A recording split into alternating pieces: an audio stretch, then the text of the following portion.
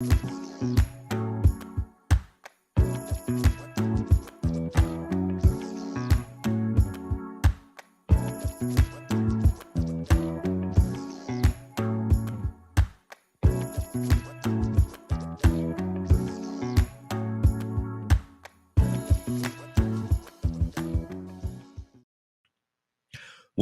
good morning, good morning, good morning, good morning, and good morning, everybody. Good morning, everybody. Welcome to another episode of The Morning Glow. Welcome to another episode of The Morning Glow.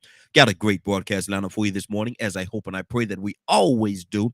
I'm not important, just a question asker. I'm just a question asker. My name is Raheen Aljami out of Atlanta, Georgia. Well, by way of blank, blank, blank, by way of blank, blank, blank. But here I be is. I'm country. I'm country, y'all. I'm country. That's the Greensboro, North Carolina in me. That's the Greensboro in me. I'm country. Country is hiccups. I'm country as hiccups. And hiccups are so country. Yes, they are. Because people don't give a care. Don't give a care what they hiccup. Yeah, hiccup in your face, at your table, in front of your mama. Yeah, hiccup.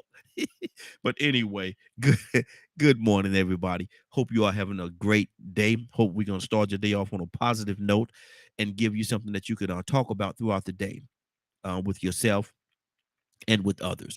Um, I want to start off by asking a question. I'm gonna ask this question right here. What do you do? How do you handle this situation right here? Some people gonna say, I don't care. But do we really care? But do we really care? Is there a part of us that really does care? But what do you do when somebody say you meet somebody, you're dealing with somebody in whatever capacity, work, whatever it is, and that person say they don't like you? No, I just don't like that. I just don't like it. I just don't say me. I just don't like Raheem. I just don't like him. And people say because there's some people that say that they and I've heard people say this, Raheem. If somebody don't like you, man, there's something wrong with you, man. Because you're so pleasant, you're nice, and you want to make sure everybody have a good time, and you're a people person. You are people tell me I'm a people person. I don't know what that means. I hope that means something good. But they say that I'm a people's person, a people person. But there are some people that say I just don't like Ryan. I just don't like him.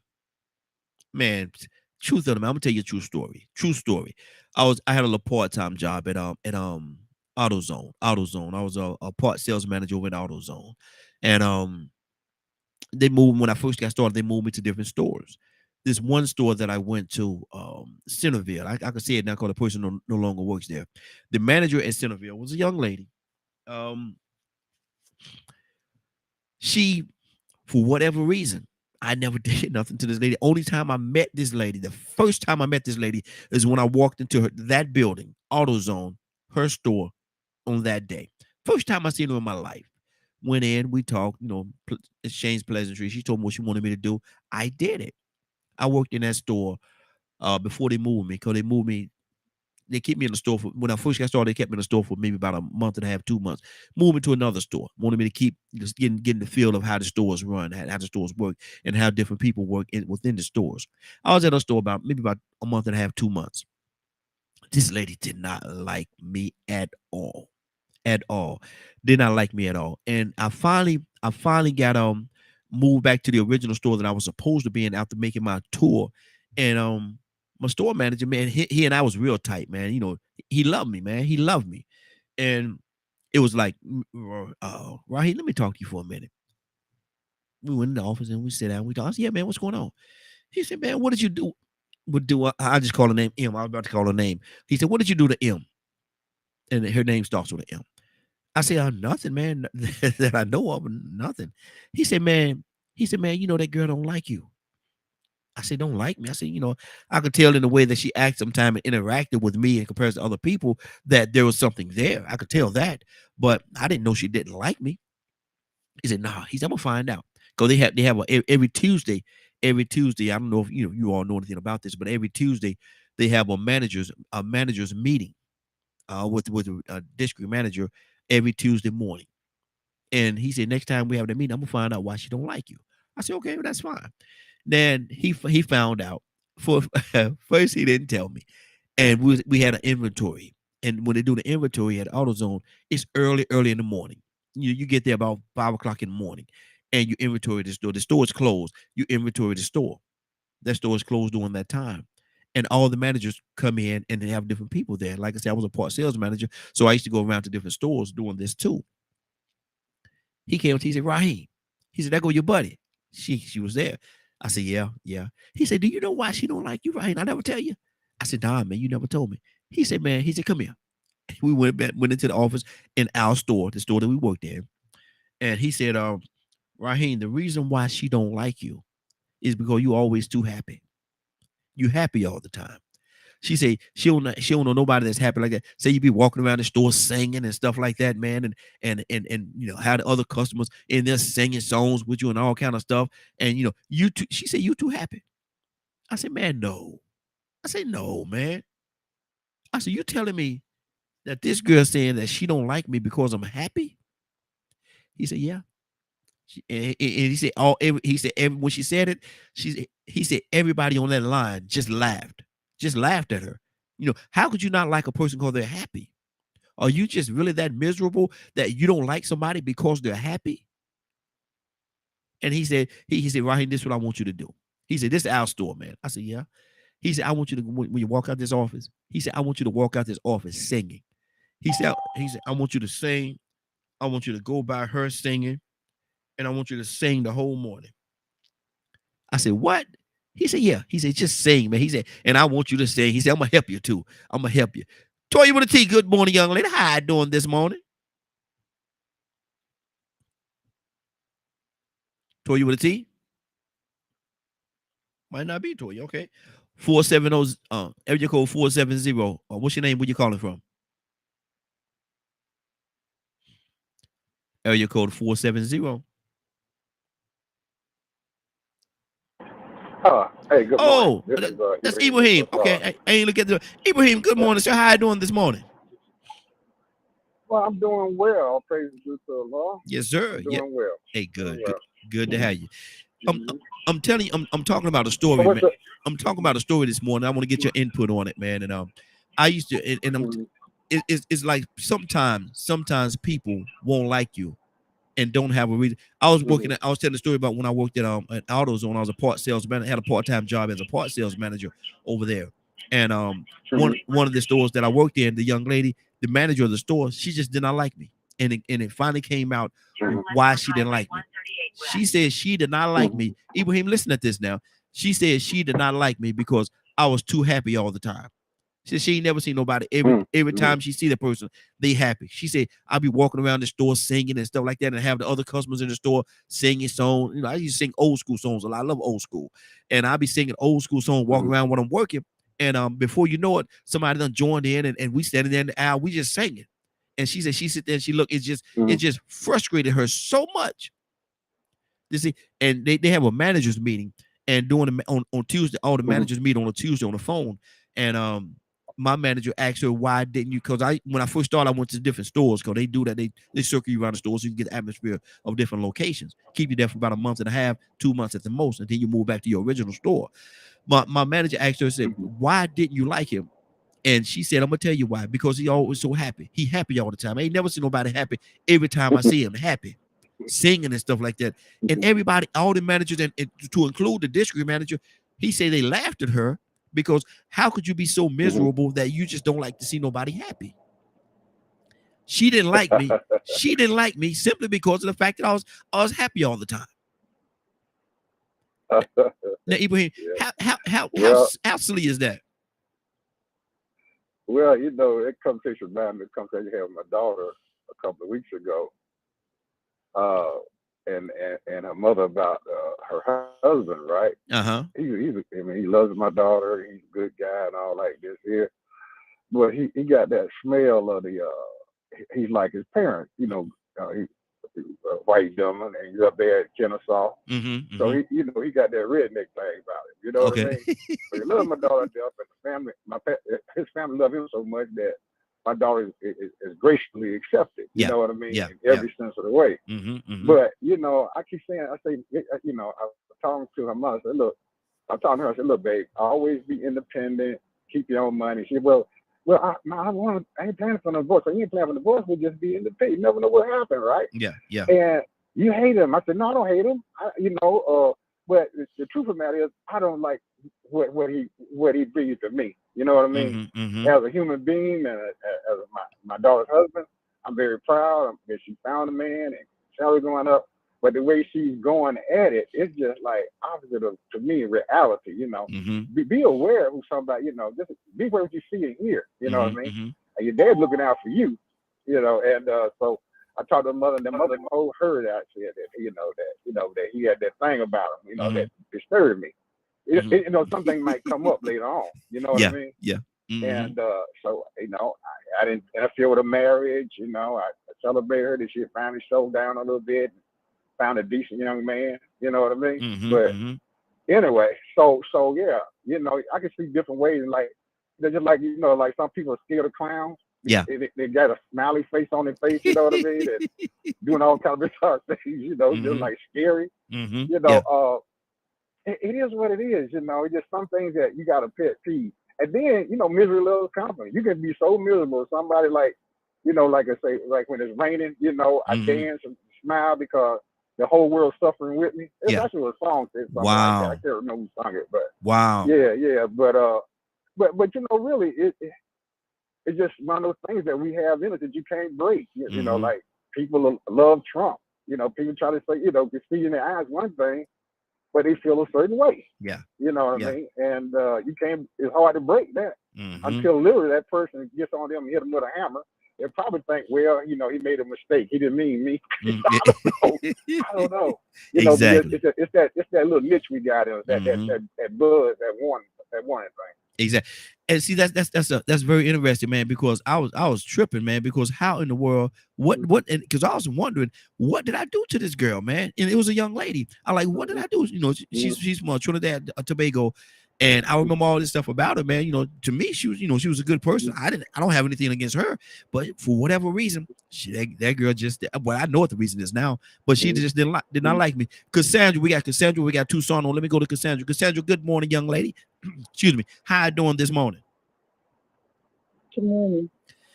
Cassandra, we're talking about people and how sometimes people would not like you, but don't have a reason to not like you. And I told the story when I was a part sales manager at AutoZone over there. They move us around when you first get started. Our district manager always move us to different stores in different locations so we can get the atmosphere of the place. Went to this one store over in Centerville, and the young lady that was the manager of the store, she did not like me, Cassandra. And it came out the reason she did not like me. Everybody laughed at her. The reason she did not like me was because she said, I'm happy all the time. There's no way nobody's that happy all the time. All the time. I'll be walking around the store because I break out in a song in a minute. I love old school. And I'll be walking around the store, putting up, restocking and stuff like that, putting stuff up or helping a customer. And I'll break out and start singing an old school song. I'm so in love. Break out something like that. I'm singing it, right? And before you know it, the customers, if they're of a certain age, they know the song, they'll start singing with me. And we'll be in the hour, we'll be just jamming out, right? She looked, and that frustrated her to the peak of frustrativeness, if that's a word. I'm making up a word today. But the reason why she says she did not like me, Cassandra, because I was too happy all the time. There's no way nobody gonna be that happy all the time. That's why she didn't like me. What sense does that make? Well, to her, it made a lot of sense, but I've had it's funny. I've had this a lot in my life because I'm like you. I'm people around me. They know that I'm upbeat. I love having a good time. I love people, and I'll do anything for people that I can. And people hate me. It's people that literally hate me Yes. for that. Yeah, exactly. They're Exactly. saying nobody's that nice. Who's always doing something? What's your motive? And I'm like, what? I Mhm. mean, but it's people like that. But what I found, especially on the spiritual level, what I found is that your spirit sometimes antagonizes people because they're of a certain, Mhm. spirit. Yeah. Yeah. So they're not. It's like it's a battle Mhm. when it's like they're spirit fighting your spirit. Has nothing to do with anything you've ever done to them, said to them, anything.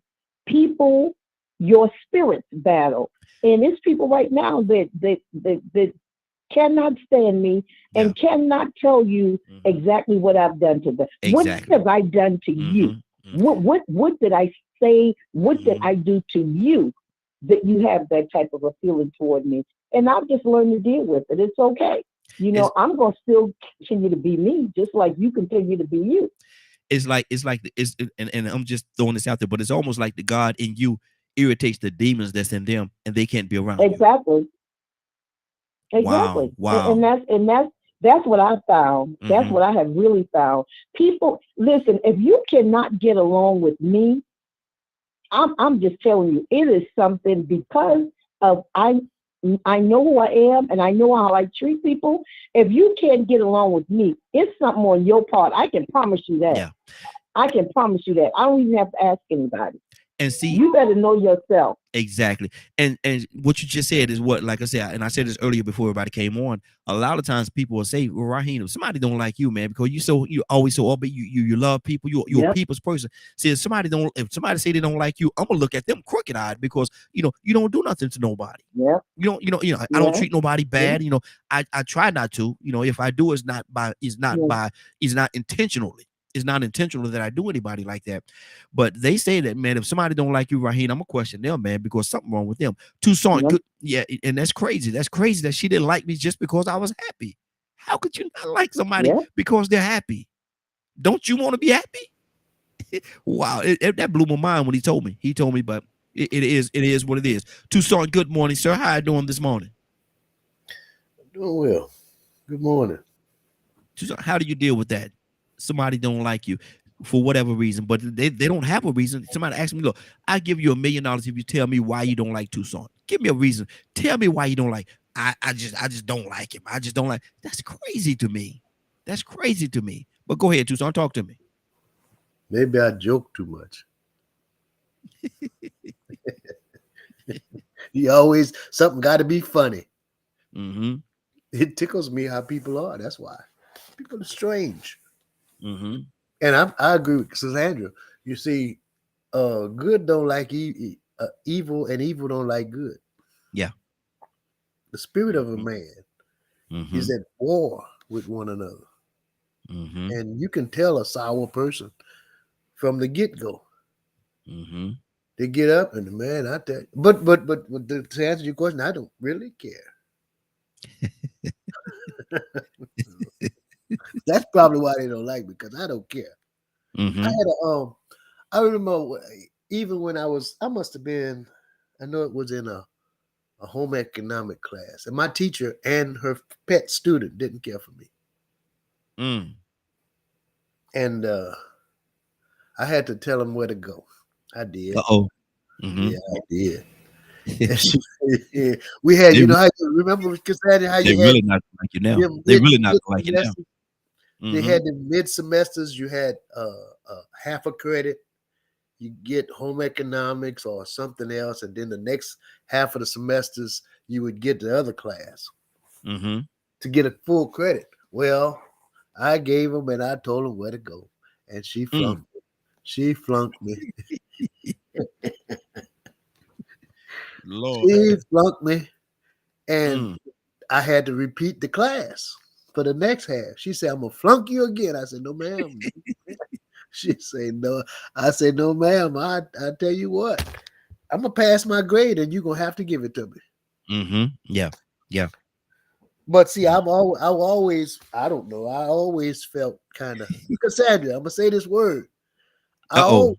al- I always felt kind of strange. Mm. Come on now. Who would figure? Who'd figure? Mm. Who'd figure? No. Who'd, Exactly. who'd figure? Who'd figure that I would feel kind of strange?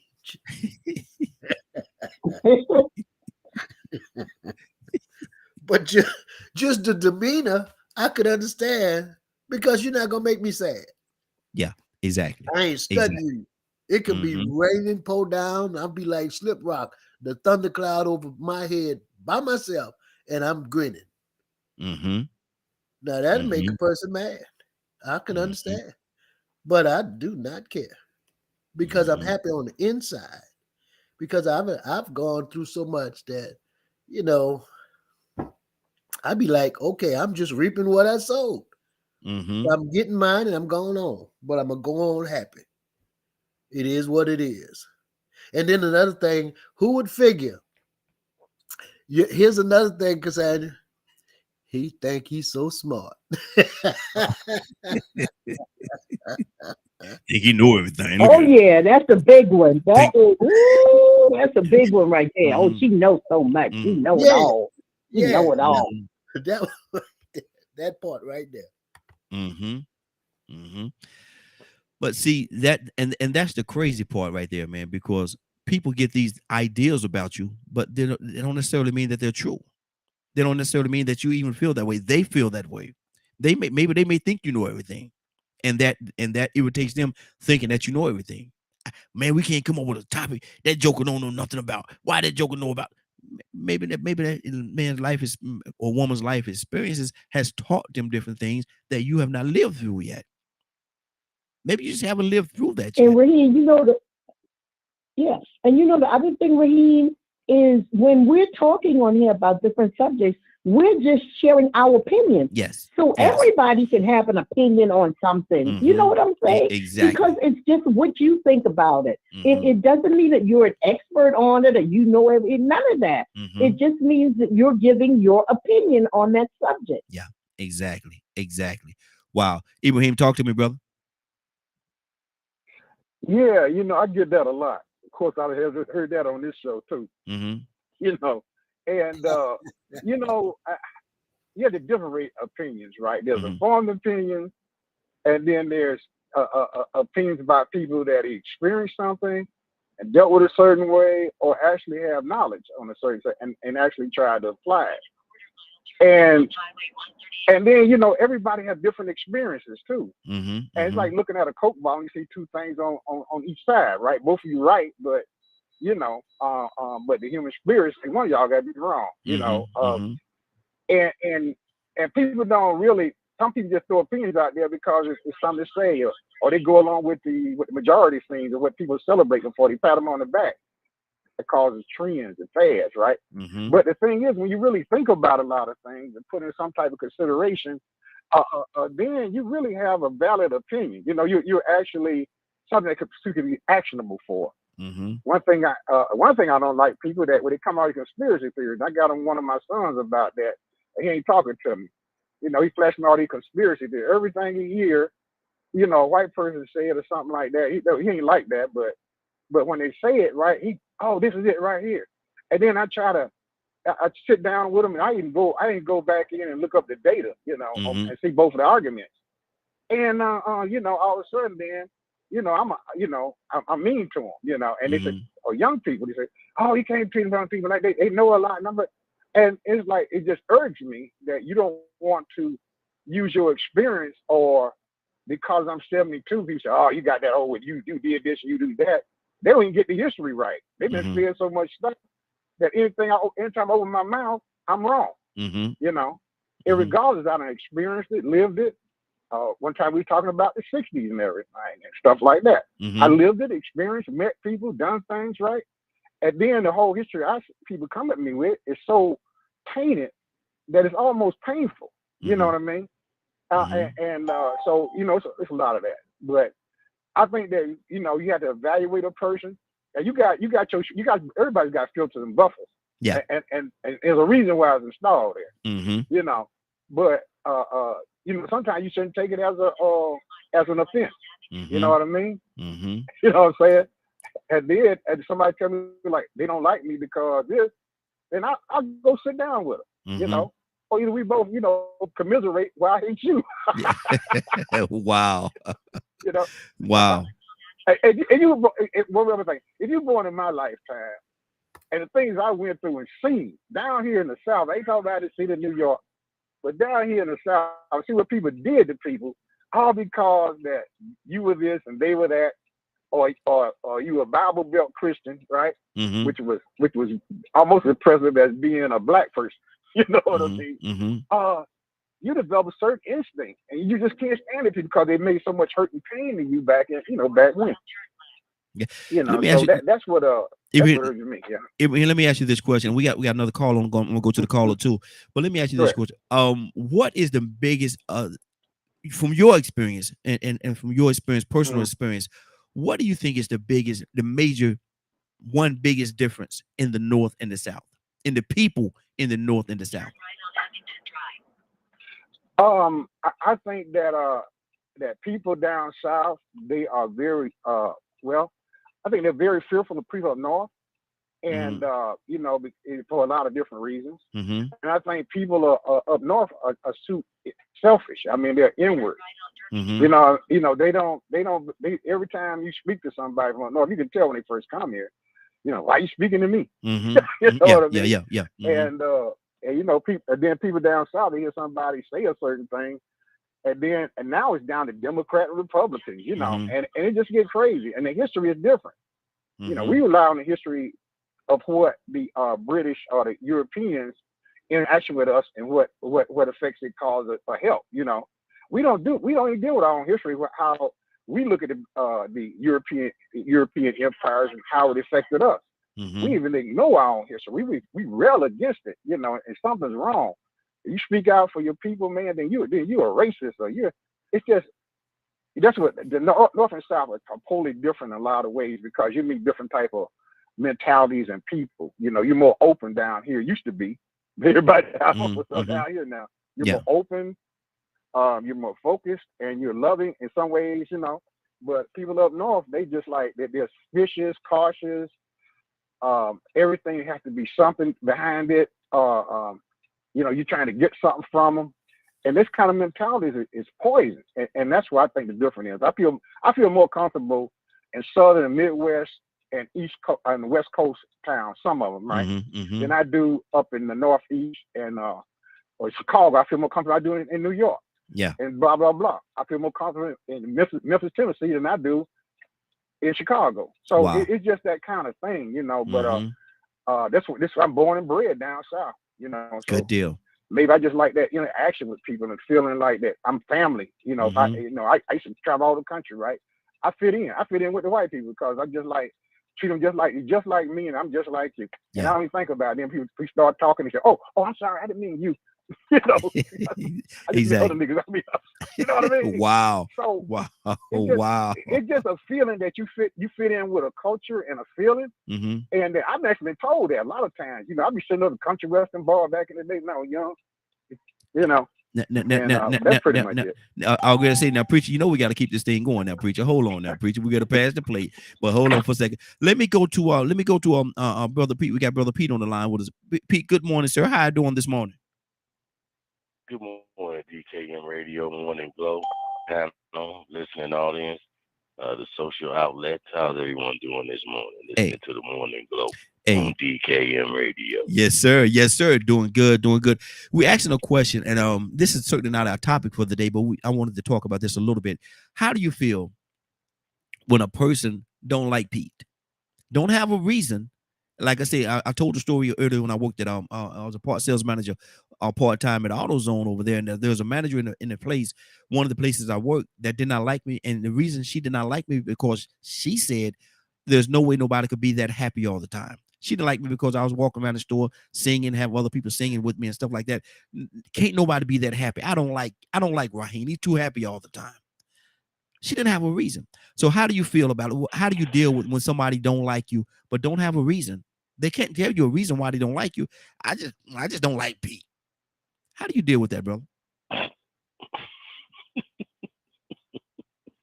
Raheem. Come on. So if somebody doesn't like me, I can't figure out why they don't like me. I've done nothing that I'm aware of or intentional for them to have any issues with how they feel about me. I give that no concern at all. I give that no concern and no acknowledgement. If you don't like me, that's your problem. Yeah. That don't have nothing to do with me. Good morning. So if you don't want me to exist in your world, you immediately won't exist in mine. Wow. That's good. That's good. That's good. Got a couple other calls I want to go to. Stanley, good morning, sir. How you doing this morning? Doing good, man. Good morning. How y'all doing? Hey, doing good, doing good. Asking a question, brother. How do you deal with that issue right there? How do you deal with that when somebody don't like you, don't have a reason not to like you? You didn't do anything to them, but for whatever reason, the God in you irritate the demons that's in them. How do you deal with that? Bro, I could care less, man. I'm at an age now where, and I was just talking to some of my children about this the other day.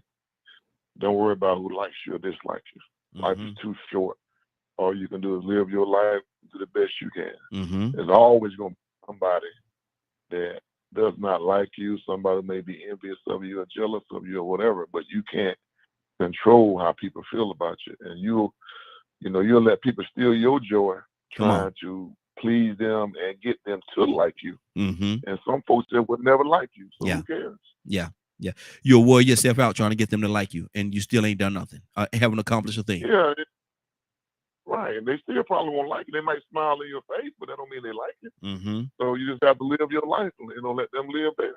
I could care less who likes me, man.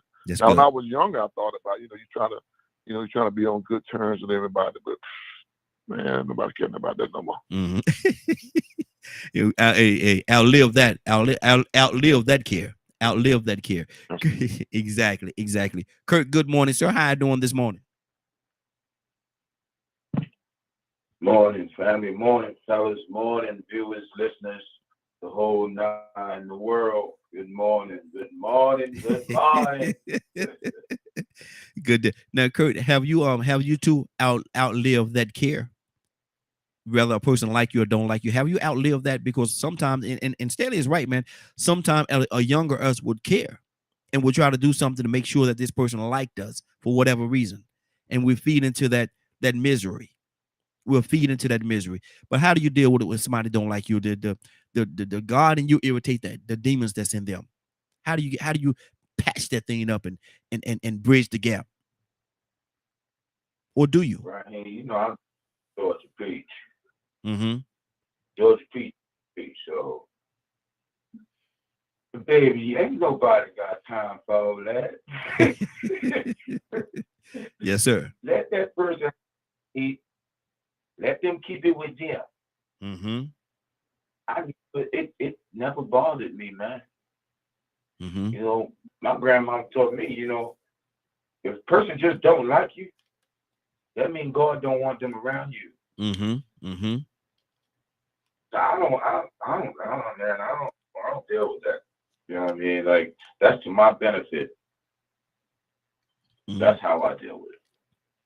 Now, Kurt, I was talking earlier about, and when I said that, you were not on the line, but said this to me too. Raheem, if somebody don't like you, man, I'm gonna question them, man, because you love people, man. You always a certain way in blah, you're always the same. And if somebody don't like you, I'm gonna question them, and not even. I think you said not even wondering why they don't like you, but you're just gonna question them because of the fact that I don't treat anybody bad. I'll try my best not to treat anybody bad. I told the story about this young lady at AutoZone. I was a part sales manager part-time over there, and she didn't like me, Kurt, because she said I was too happy all the time. There's no way nobody could be that happy all the time, walking around here singing and got everybody else singing in the store. There's no way nobody could be that happy. I don't like Raheem. Her reason was because I was too happy all the time. Now, what kind of sense does that make? It makes no sense. I mean, from a clinical standpoint, it makes a lot of sense. Because from a clinical standpoint, in my mind, right, that's a person who exists and love to live in a bunch of hate, foolishness. It ain't that she didn't like you because you was happy all the time. She didn't like you because she couldn't have what you had. See, happiness, man.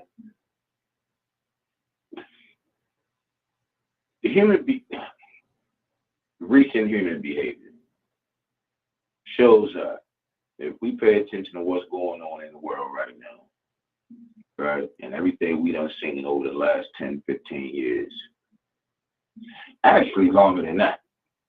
So this thing go way back. and I ain't gonna go there because I don't want to turn it into a race thing. But every time we become happy and partially content, there is someone or something that attempts to, and in some cases succeeds at, bringing us back to a place of misery and uncomfort. Mm-hmm. See, that was a person who was probably very miserable, and in all reality was jealous of the fact that you had a level of happiness that she probably could never even fathom. Wow.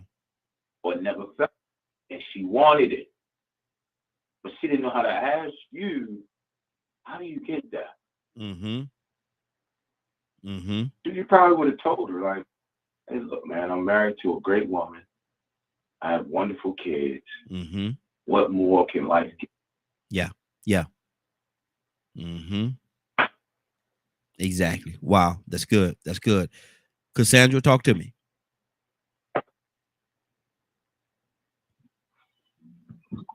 I don't know what to say. Mm-hmm. I don't know what to say. So, I mean, I know that there are people that don't like me and don't know why. Yeah. Yeah. And we can say, yeah, you know, I'm just older. It doesn't bother me. But I'm going to be totally honest. Because of who I am, it does bother me. Yeah. And I know it may not make sense, but it does bother me because I'm like, okay, what have I done to them? Yeah. Exactly. You question. I mean, you question. And even if you know you haven't done anything, like, what is that all about? Because I mean, it's the people that have thrown strong vibes at me that they don't like me, Mm-hmm. and it just blows my mind because I'm like, okay, I'm very opinionated now. I'm gonna say what I gotta say, and I'm very assertive. Yeah. Yeah. And but I haven't done anything to you. You understand what I'm saying? Mm-hmm. If me having an opinion bothers you, I don't get that. Mm-hmm. You know what I'm saying? Yeah. Yeah. And I think a lot of times being female and being as vocal as I am and standing for the things that I believe in, that really offends some people. Mm-hmm.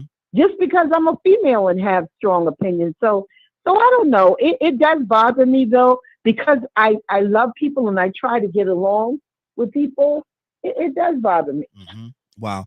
And I'm glad you said that, because a lot of times people won't admit that there's a certain level of it that does kind of irritate you and make you wonder, what did I do? What did I do to you to make you not like me? How do we get here? Stanley, talk to me, brother. Toussaint, coming to you next.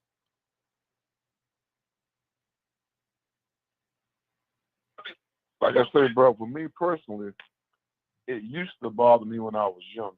Uh-huh. But you know, you can't let that stuff bother you, man. Because like I said, it's always gonna be somebody out there Yep. to irritate you, demon, and Mm-hmm. try to, you know, just bug you. Mm-hmm. But we cannot worry about how folks feel about us. And you know me, I travel, I meet a lot of folks and all that. I met some folks that probably like me and some folks that didn't like me, but I can't let that stop me from being the person who I am and doing what I've got to do to get things accomplished. Mm-hmm. You know, you can't really control what people think or how they think. All you really control is self. Mm-hmm. And it's always going to be somebody that, man, that just don't like you because of who you are. Yeah. They may not like you the way you walk, the way you talk, the way you dress, the kind of car you drive, where you live, your position. And it's always going to be something. But if you let that bother you, like I said, you're wasting time and energy worrying about something that you can't control. Mm-hmm. Exactly. And that's the whole thing about it right there. You know, the energy that you're wasting, because there's a certain energy, man. I'm gonna tell you something. There's a certain energy I don't like around me, man. I don't like, you know, and I've sense or feel that energy, I'm gonna move away from them people, man. I don't need to be over here. There's certain, I don't need to be over here. Raheem, what's the one? I just gotta go. And whether I tell you what it is or not, I just can't. The energy isn't right. Toussaint, talk to me. I thought about something. I think that sometimes people see what you have gone through in life, Mm-hmm. and it didn't break you. Mm-hmm. and they wanted the things that was going on in your life to break you, and you smile your way through it. That's crazy, ain't it? Yeah, exactly. It's like they want you to fail, but you didn't. I mean, you had, because I'm just being open and honest and kind of transparent.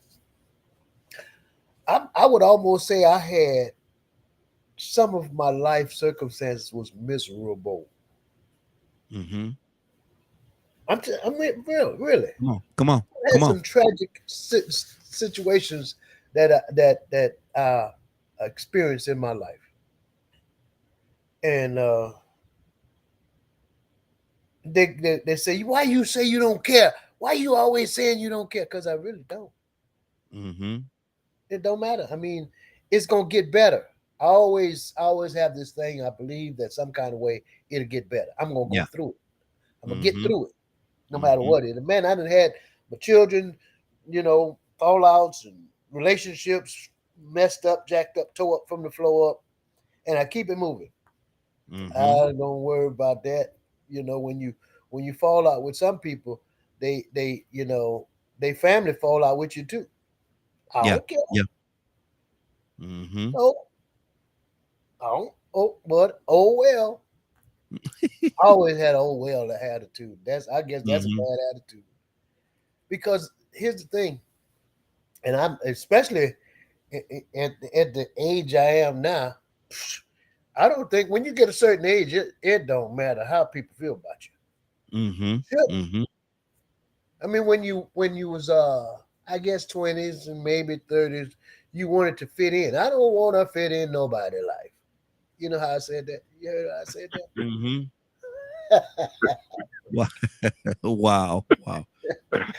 Stanley, you heard how I said that? Lord.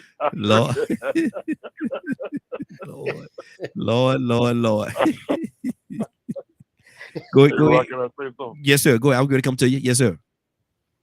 Yes, sir. Let me tell y'all something, man. I've only talked to this brother on the phone up until last Friday. But when I went to Mississippi last Friday, man, I felt like I've known this man all my life. We had so much fun. We got a lot of things accomplished. Met some great people down there, got him connected, But he and I and the Red Cross director down there hung out for a few hours down there, had lunch, man. Met some people under the tree down there. And we felt like we had been together, man, forever. I love this guy. I can't wait to get back to Mississippi in a couple of weeks because and that's what I'm all about at my age. I want to meet great people with great energy that are trying to make things happen. Yes. Nobody has time to be jealous of anybody. Nobody has time to be around negative people that's trying to put folks down and keep people from progressing and prospering. I felt like I was at home in Moss Point, Mississippi last week. Wow, that's good. Because I've talked to some folks on the phone down there, like one of my best friends from the military. That's where his mom and his family live. Got a chance to go by and see them. Felt like I've known these folks all my life, man. I had so much fun in Tucson. It was a pleasure meeting you, brother. And I can't wait to get back down there and just hang out with you, man, and fellowship with you, man, because you're a great guy there. Good deal. Good. Wait. Hey, Raheem, let me say something. I Yes, think sir. that every one of us, and y'all tell me if I'm wrong, introverts. I can be by myself and I'm good as gold. Right as rain. People that's introverts don't look to fit in, but they do. Yeah. Some kind of way you don't want to fit in because people tell me, say, man, you got to stop telling people you don't like people. Lord. They said, Pastor, you can't say that. I said, I don't. I love them, but I don't like them because people are strange. Yeah. It seems like we trying to do the same thing, but there's a jealousy streak. Why are we jealous when we on the same team? That don't make no sense to me. Makes no sense at all. Yeah. Exactly. Well, what I'm about to do, if anybody else don't have anything to say on this topic, I want to move to what we're going to talk about for the majority of this morning. And I think there's going to be a lot of layers on this one right here. Anybody else have anything to want to say on this right here before we move on? Stanley, coming back to you. Okay. And we're going to talk about how difficult it can be. The weight of life.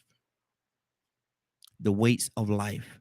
How difficult can they be? How testing could the weights of life be on an individual? On you, if you will. Well, it all depends on what you got going on, and depends on your support system and how you've been trained and how well built you are.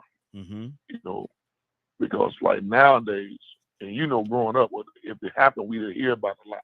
You didn't hear about a lot of black men commit suicide. Thank you. Mm-hmm. But they're doing it now. They're even doing it at a young age.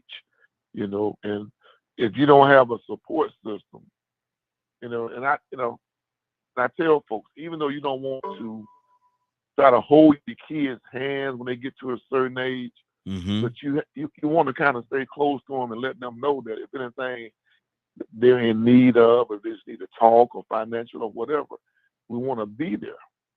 Contractor, a friend of mine, was supposed to have been bidding on a job for me a few months ago. So that Saturday come around, hey man, I'm waiting on you to come down here. He said, bro, it's gonna be a minute. Mm-hmm. My son committed suicide. Wow. 25 years old. Mm. This is about 2 months ago, 25 years old. Mm. Nobody knew why. He didn't leave no note. Nobody knew if he was going through something. Just gone, man. Just like that. Dude still ain't over it. Mm. Because you never really get over that. He's dealing with it now. He's trying to go back to work and stuff like that. But everybody handles life differently, man. The Lord has spared my life, bro, 19 times mm-hmm. from near-death situation. I almost drowned as a child. I got ran over by a car when I was a child. Fell off a third-story balcony in Germany. Got hit by a car in Korea. He fell on my home. I've had 2 silent heart attacks. But if I didn't have a great support system and I didn't have a mental toughness, then I'm going to make it anyhow because I know God got me. A lot of times I'd have been gone. Mm-hmm. I went through a divorce, lost everything. Well, didn't lose everything. Just walked away, let her have everything, and started over. Mm-hmm. The average person, wouldn't have been able to do that. You don't build up something and then you walk away from it. But God is good. But we have to have strong people in our life that can help us weather any storm and any situation. And if we don't have that, life will beat you down. Yes. Because this world right here is not made for black men. Everybody hates on the black man. Mm-hmm. So if you're not a strong person, this world will beat you down and life will beat you down, man. Mm-hmm. You gotta have some good folks around you. I'm like you. I don't want to be around negative folks. I've been around folks that give you that certain look. One thing I can't stand is for grown people who talk under their breath. Mm-hmm. Mm-hmm. They'll let you know. A lot of them, when they do that, they hating on you. Yeah. If you got to ask somebody what you say, and then they say, never mind, or I ain't saying nothing, and they talking under their breath, that'll be the last time I hang around somebody like that. Okay, you take it easy, and they won't see me no more. Yeah, exactly. Yeah. I'm serious. Mm-hmm. That's good. Cassandra, what do you say about that? The weight of life, and you being a counselor, I know you got a lot to say on this right here. The weight of life, can it be overbearing for some people? How do people deal with it or not deal with it? Yeah. Oh boy. Right now, I've seen more, and I'm talking about me as well.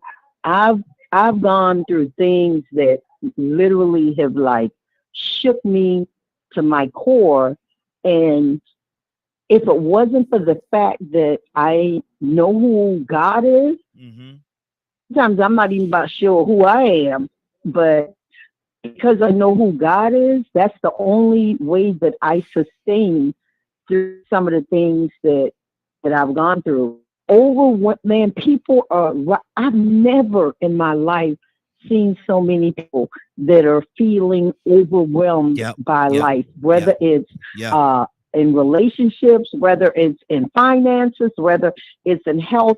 And let me tell you something, with me going through my health thing that I'm going through, which has been like devastating, some of the stuff that has happened to me. And I'm like, okay, you got to stay focused. You're going to live no matter what anybody says. You're going to live because God said so. So I'm talking to myself on that level. I'm talking to myself on my financial level. Then I'm dealing with other people, my ministry, the people, I have so many people that reach out to me on a daily basis. I'm talking daily. I ain't talking once a week. I'm talking on a daily basis that I have to keep myself from being overwhelmed so that I can help somebody else that is being overwhelmed. Does that make sense? Yes, it does. It does. But yeah, it can feel overwhelming at times. And I want to say, to what Toussaint said, I'm an introvert. I'm an introverted extrovert, or I'm an extroverted introvert, because I spend most of my time when I'm not working with people, I'm by myself in my room with the door closed. Just trying to maintain and keep me together. Because I'm no good to anybody if I can't allow God to keep me from being, overwhelmed by life. But yeah, man, overwhelmed, man, people are really overwhelmed right now. I've never seen anything like it. Wow. And see, I'm gonna tell y'all something, man. This conversation that we're having today, and I want everybody to share the broadcast, TikTok, all y'all, share the broadcast, share this broadcast, because we helping somebody. Because there could be somebody that's actually listening in. I want to give the suicide hotline and all that stuff. I want to give all those numbers today, because there could be some people that's at that breaking point. And I want to have this conversation today. I wanted to have this conversation today to let them know that they're not alone. Everybody is going through something. And a lot of times when a person is going through something, they think it's the worst thing in the world. And this old saying comes to my mind when I say it, comes to my heart when I say that, man. I used to complain about not having any new shoes until I met a man who had no feet. And then you got to evaluate. I'm sitting here worried about my shoes. That's the worst thing in the world to me. I don't have any new shoes. But this brother don't have any feet. Ibrahim, talk to me, brother. Yeah, you old school. Yes, my sir. daddy used to tell me all the time. Yes, sir. Sir. Okay, just think. There's a I don't know where it's not in the Bible, but it was a saying, that like a footprint in the sand. You know what I mean? And the man said, God, he said that I seen that you walked me sometime, and then I saw two footprints, and then all of a sudden I see one. He said, why did you abandon me, God? He said, I did not abandon you, son. I carried you. Yeah.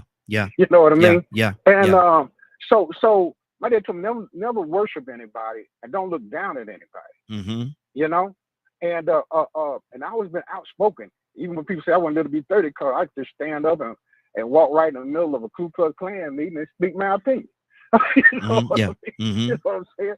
And they say I want to be 30. But the point is that people are a mirror to you.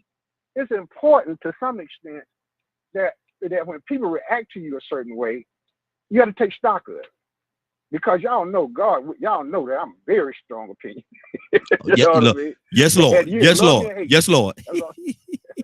Yeah, you can love me or hate me. I don't want you to be in between. I want you to have some reaction. You know what I mean? So, but it's important that you look yourself in the mirror, because then sometimes you need to draw back. You're not getting your message across. Somebody should tell me. So you ain't get your message across because you just go straight at them. You know what I mean? And then some people say, oh, you talk too much because you like to explain what happened before you get to the point. You know what I'm saying? And you never get to the point. So I take that to stop. It urges me sometimes, because it's almost like why did you didn't know this? Why y'all don't know this? Why you haven't really seen it? Why you haven't looked at it before? Why was it important to you? And I go through that. But you all are a mirror to me. I hear you. I have strong different opinions on a lot of things y'all have. But basically, because y'all human, y'all like me, you look like me, you're going through the same things I go through, you're in the same country, blah, blah, blah. So yeah, I need to understand what I am, what am I doing, right? Am I over the top? Am I right or wrong? You know, because there's really no right or wrong, right? Mm-hmm. Just like you were saying earlier, you said, well, your God is keeping me from the demon. Well, the other guy was trying to say that, well, maybe the demon trying to keep you from your God. Mm-hmm. You know what I'm saying? So Mm-hmm. you don't know when somebody confronts you, there's a reason why they're there.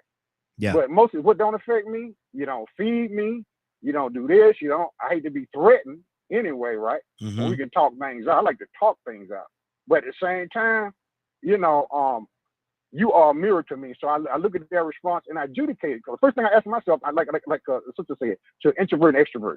I'm an introvert because when somebody do something like that, I have to look at it, I have to process it. It don't irk me if they if they don't have any effect on me. They don't live with me, blah blah blah. And trust me, with married to my wife, this is the thing that I have to go through. I feel like I had to really question myself before I respond. Or just I just laugh at her sometimes, Mm-hmm. and show ill ways. You know what I mean? But it's that kind of thing that you got, right? You really have to be concerned, so not overly concerned to a certain extent. Mm-hmm. Like those gentlemen talking about black men committing suicide. Well, it's kind of like being in the mix. We used to commit suicide by cop. You know what I mean? Mm-hmm.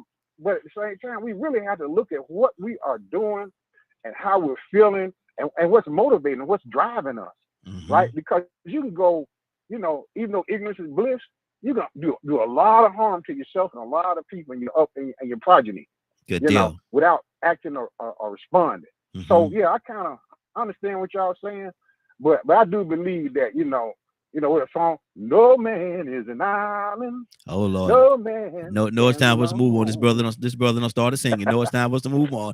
Hold on right there, brother. Let me go to Kurt. Kurt, what do you say to that, man? Though, and you've been a counselor as well, like Cassandra, the weight of life.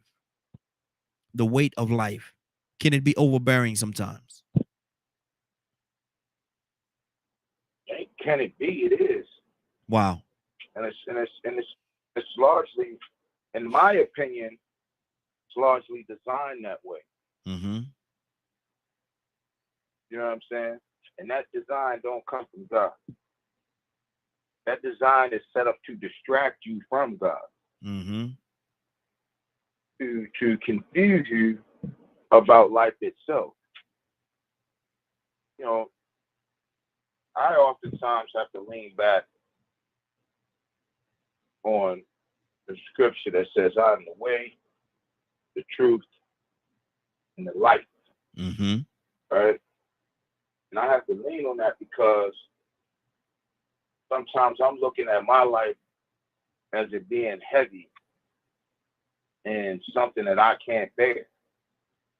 Right? Mm-hmm. So I have to tell myself constantly, well, who can I turn my cross over to? Mm-hmm. Mm-hmm. Do I have that connection? Is that connection still good? Is electricity still coming through that socket? We exist in a world where the idea of building a spirit has become the last thing to do. Mm-hmm. Building the flesh has become the first thing to do. Wow. You see what I'm saying? Mm-hmm. Most of the time when you look at a case, right?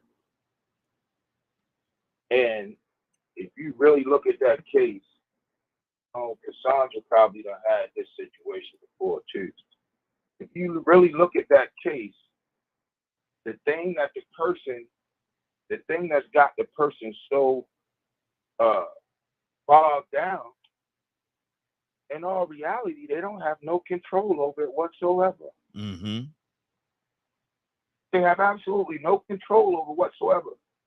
So they're spending large amounts of time, both mentally and physically, trying to control a situation that they have no control over.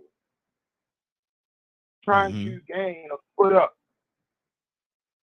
in a situation where there's no steps there for them. It's like,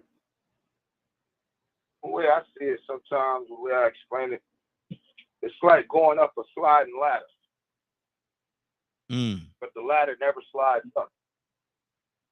You go up 15 feet, the ladder automatically shifts to slide down 10 feet. Mm. So, you know, the way that I deal with those is, you know, I just always, and the way that I even deal with it when I'm going through it, is I always take myself to a place of what I actually have. Kurt, let me stop you right there. want- Let me stop you right there for a second, because you just said something that was real powerful, man. And I put the suicide hotline on it. There's a new number, 988. 988. You can just dial 988 on your phone. If you're ever contemplating suicide or need somebody to talk to help you through a situation, please dial 988. But Curtis, you said something right now, because I know who you are, and you are a counselor, and you help a lot of people. But you said a second ago, when I go through it. So that's so powerful to me, because you being who you are and you help so many people, it does not mean that you don't go through your moments as well. Everybody have to deal with it at one point, place, or time in their life. Am I correct? Absolutely. I'm going through right now. I go through every day. Mm-hmm. Sometimes I have to set my car for a couple hours before I get out my car and come in the house. Wow. But if I get straight out, I'm going to be an unpleasant husband. Mm-hmm. I know that. Because sometimes it's hard to detach when you hear some of them stories, man. Mm-hmm. Well, I don't know if you remember this, but years back, man shot it in Asheville. Yeah, Asheville out off of 85. Mm-hmm. Man shot his wife. Shot his wife in the head twice. Disappeared. Left her 1-year-old. I think it was 1-year-old, 18-month-old. Left his daughters in the house. Locked the door. Mm. Man, the woman was white. The woman's family ain't want nothing to do with the kids and disown her because she married a black man. And the black man family didn't want nothing to do with the kids because they son had married a white woman.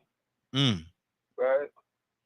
Just so happened she had a brother from Tennessee. You know, Asheville kind of close to Tennessee. Yes. So she had a brother who he had been disowned because he was homosexual. Mm-hmm. Good Lord. They talked all the time. So, you know, the brother trying to call her, you know, to answer the phone, he decided getting this call, come see what's going on. Find the kids rolling around, crying and everything, and their mama brain matter. Mm. Right?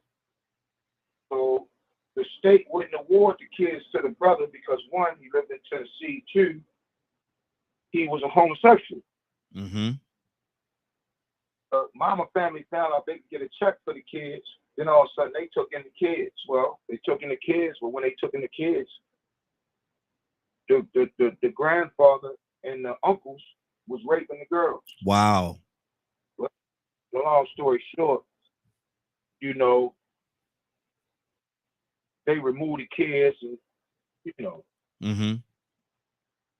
locked up folk. The folk never really got any punishment, but I wound up taking care of that one of the girls. Mm-hmm. And when I heard that story, man, like I took personal issue with that, man. You know, because come on, man. At the end of the day, man, what kind of people, man? I'm just telling you, man. It can be something serious for us, man. You know, sir. I remember going to the movie theater with my son to see the first Transformers. Now, Kurt, you know we got to keep it moving, brother. All right, let me just give you this one. Mm-hmm. Occupational hazard, bro. You gotta be able to detach. I remember going to the movie theater with my boy to see Transformers. Right? I'm in the movie theater. The movie theater's jam-packed. Mm-hmm. I thought it was going to be a bunch of kids. It wasn't. It was a bunch of adults. My son, at the time, I want to say he was like 8 years old. He had to use the bathroom. My occupation says, because I work on a special behaviors unit, which is they changed the name, sexual behaviors unit. My occupation says, I gotta go with you. Mm-hmm. I bet, Daddy, you taught me how to hold it. What he didn't know that in my mind, I'm sitting there thinking, I wonder how many rapists in here. Mm-hmm. Real talk, that's what I'm thinking. Yeah. I wonder how many people in here is on the sex offenders list. Mm-hmm. I wish I could scan their face if they pop up on the sex offenders list. Mm-hmm. You know what I mean? Mm-hmm. So a good therapist always has a therapist. Yeah. That's good. That's good. 508-924-3521. 508-924-3521. We're talking about the weight of life. We're talking about the weight of life and how it can overtake some people. I have the hotline, the suicide hotline number on the screen there. And for the people that's not watching, that's listening, it is 988. Not simple number, 3 numbers. Pick up your phone, dial 988. And someone will be on the other line of that, on other side of that phone that could help you. And if you don't want to call them, give us a call right here. 508-924-3521. 508-924-3521.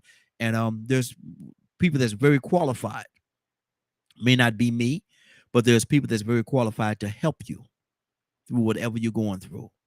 So give us either call the 988 suicide hotline or 508-924-3521. Let me go to Tucson. Tucson, what's on your heart, brother?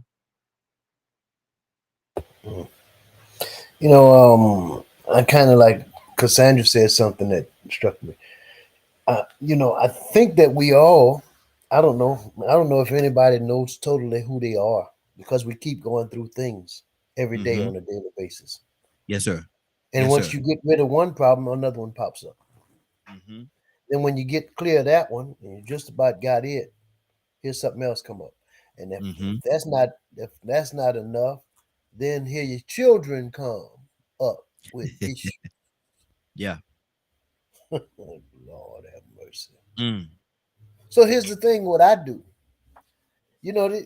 Some people say, "Well, you talk about that Christianity, Bible, God, Jesus thing, and this holiness, righteousness thing."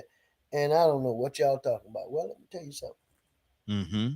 Cassandra said, I don't know if she said it like this, but it sounded like she says, I might not know who I am, but I know who God is. Yes. Come on.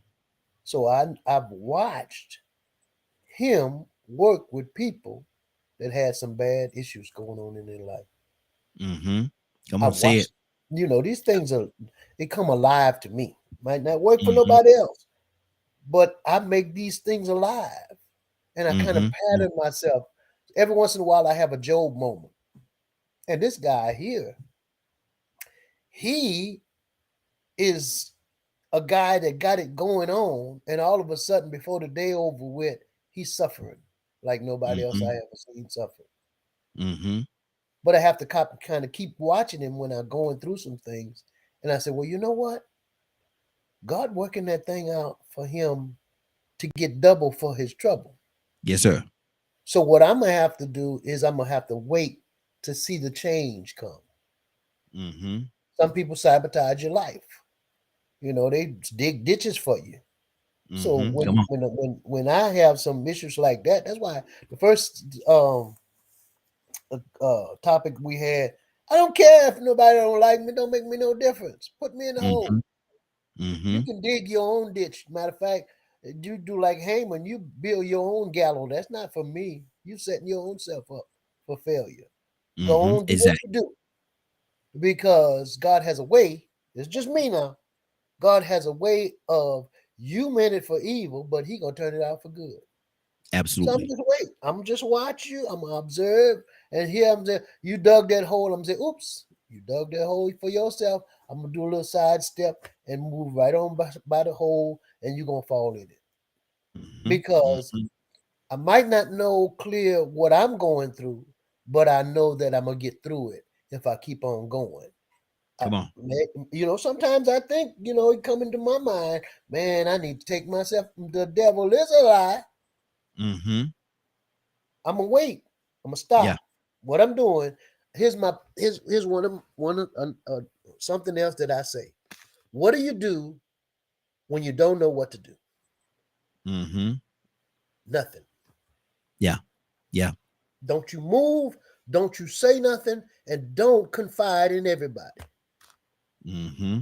Because some Just stay. people want to hear your harm to do you more harm. I don't share that with everybody.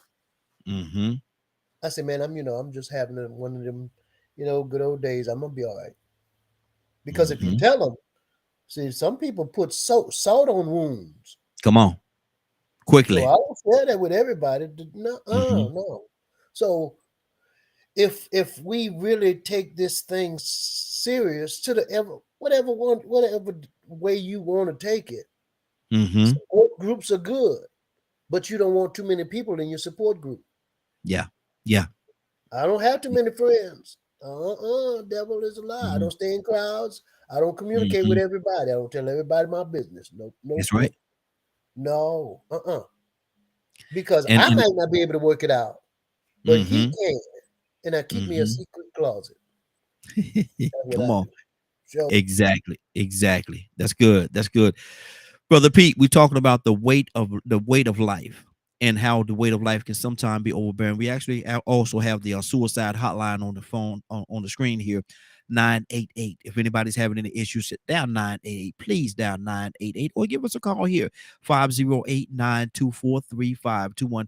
A lot of time when somebody's going through something, they think the weight of the world is only on them. They're the only ones that have any issues going on in life. Everybody else, life is peachy clean.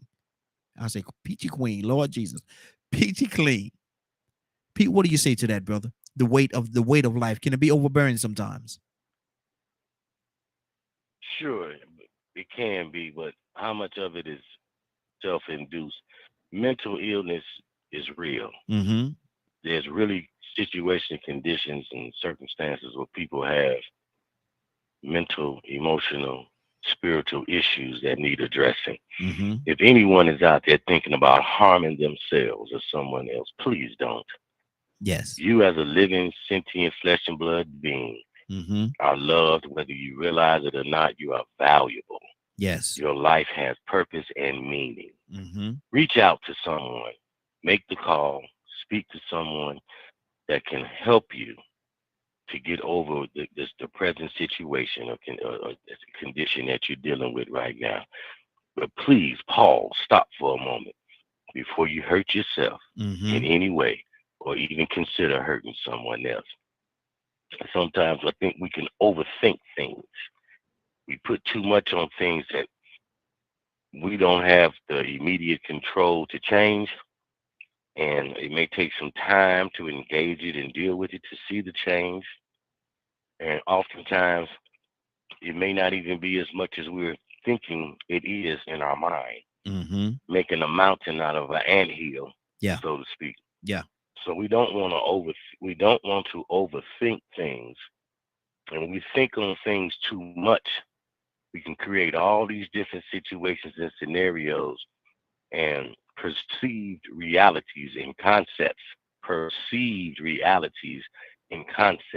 that are not necessarily real, that Mm-hmm. are not necessarily true. So let's not overthink. Learn how to distract yourself. Mm-hmm. You find yourself getting overly stressed with an issue, divert your activity and your attention to something else on purpose. Take a walk, listen to some soothing music, take a nap, take a bath, call a friend you haven't spoken to in a while. Go out and play in the grass, the garden, take your shoes off, walk in the dirt, the grass. Do something else Mm-hmm.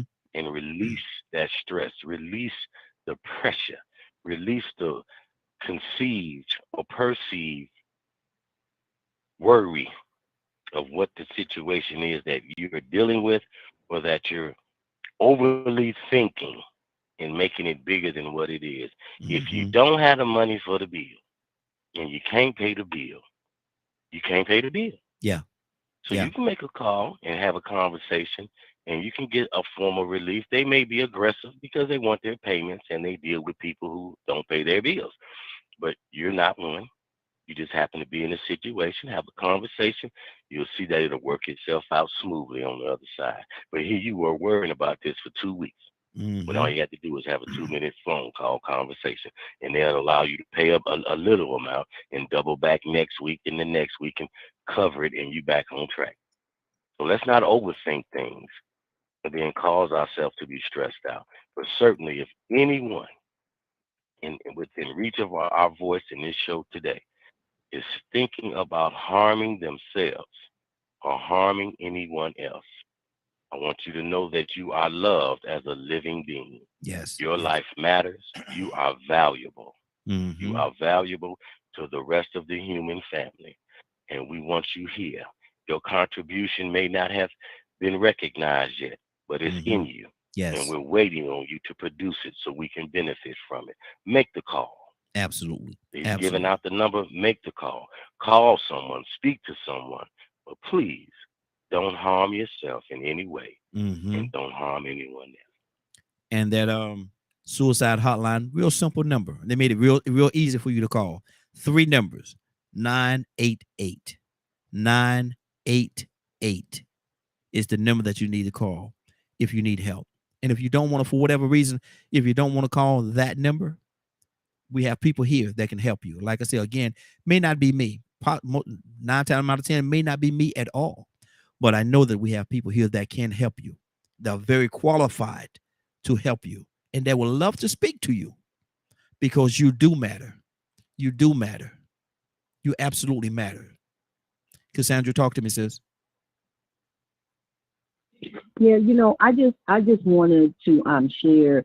I'm 64 now, and I remember I think I was 20, and I contemplated suicide and then attempted suicide, and it felt like just nothing in my life was going right. Everything was wrong. You know what I'm saying? I Yes. saw no light at the end of the tunnel. Mm-hmm. None.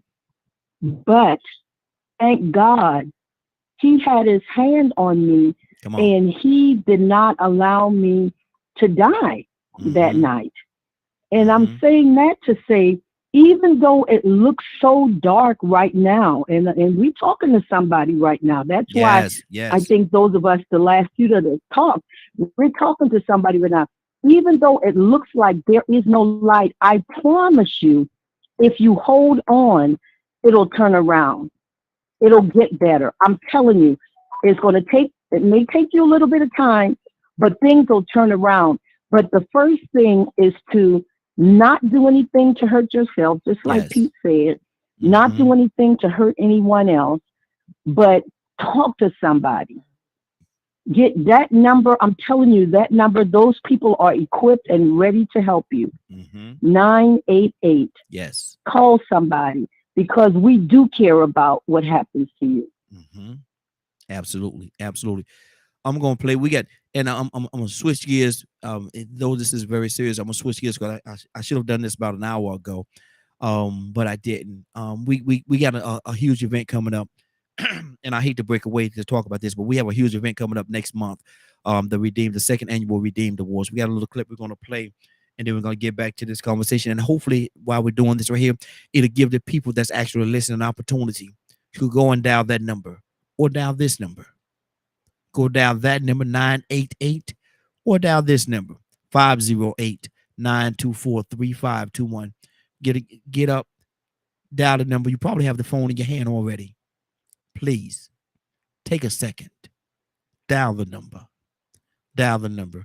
We have the Redeemed Awards coming up next month, Saturday, August the 26th. Saturday, August the 26th. Got some amazing recipients this year. Absolutely amazing recipients. Do yourself a favor and get yourself a ticket. We got early bird tickets going on right now.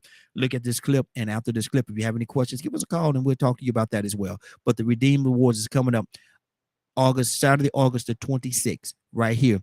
And it's going to be in the Snellville area at South Gwinnett High School. South Gwinnett High School. Do yourself a favor. get you a ticket, come out and enjoy this evening. You deserve to have a wonderful evening like this. This is going to be an amazing event. You have to do yourself a favor, and people that you know, do them a favor as well. Buy a ticket for them too. Come on out. The Redeemed Awards.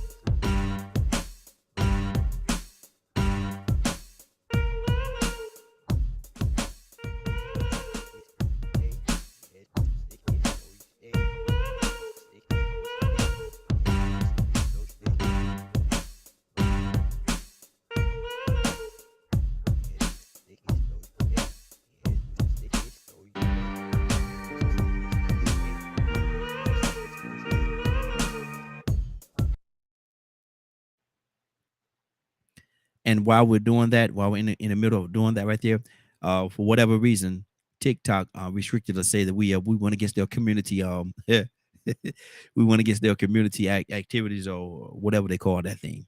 We're talking about saving people's lives. We're talking about helping people to not commit suicide and take their own existence away. And they, for whatever reason, they felt it that we was going against their community activities or whatever they call it, and they shut us down. Wow. Stanley, what's on your heart? What do you think about that, man? How in the world could us talking about saving somebody's life go against their community? Well, is it TikTok or Facebook? No, that was TikTok. Okay. I was gonna say Facebook. They put me in Facebook jail again because I can't even share that what you was playing just then. But that's what they do. It's a way of controlling everything, man. You know, I don't know if they pay attention to it, but a lot of this stuff started back when Trump started running for president. You know, that's when I started having problems with my phone, started getting restricted. I was sharing a lot of stuff about, political stuff, and they don't want positive information to get out. Mm-hmm. You're sharing some nonsense. You never get jailed for sharing nonsense, but when you try to share something that kind of uplift someone, to be positive or help someone along the way, they got me in jail right now for 6 days. You know, so I need y'all to send me some cigarettes and put some on my books. Exactly. They do it all the time, man, but they don't want positive information to get out. Mm-hmm. And it's a way of control. You know, they know most of us are using social media to elevate our businesses, elevate our organizations, or just try to help the community. But they don't want that. They want everything to stay as negative as they can get it. So nothing surprises me anymore, man. They locked me out for 6 days. They locked me out for 6 hours. One day they locked me out for an hour. I'm like, what kind of sense of that make? And all I'm doing is sharing stuff, trying to help my community and uplift folks. Exactly. Exactly. That's why we got to get. That's why, like the new thing I was telling you about yesterday, the spill thing. That's why it's becoming so popular now because, Twitter is doing some of the same ignorant stuff. Mm-hmm. So we've got to stop being so dependent, I guess, on social media. Yeah. For social media platforms. Exactly. And I did get that spill. I got it yesterday. I do have it, and so I put a few things on it yesterday just to test it out. But I do have it. And so I'm gonna see what that's all about. But Curtis, what do you say about that, man? We're talking about saving people's lives. We're talking about saving people's lives so they don't commit suicide, go out there and commit suicide and take their own existence. But yet and still they're going to say that we went against their community. How could that be possible?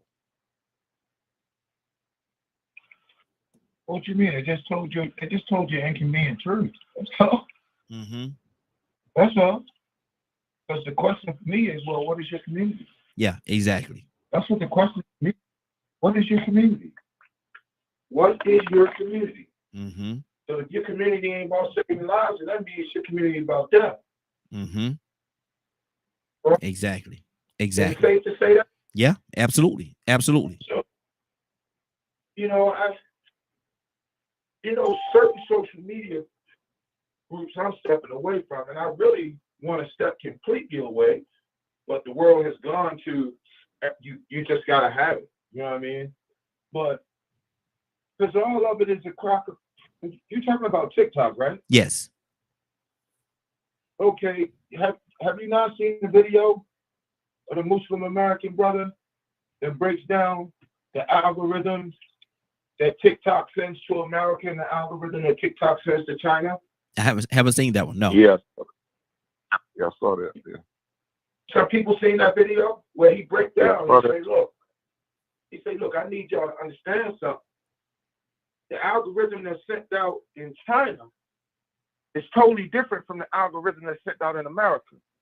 The algorithm that's sent out in America basically promotes a bunch of foolishness, chaos, drama, murder, hate. He said, but when you go to China, the algorithm that's sent out over there is nothing but basically tutorials for the youth. It's teaching you something that would push you from being, a pauper to possibly being a prince. Why is that? Because America done fell into a trap that the only thing that's entertaining for us or to us is foolishness and drama. So, a capitalist, a venture capitalist, or anybody for that matter who is all about the dollar, that's what they're going to do.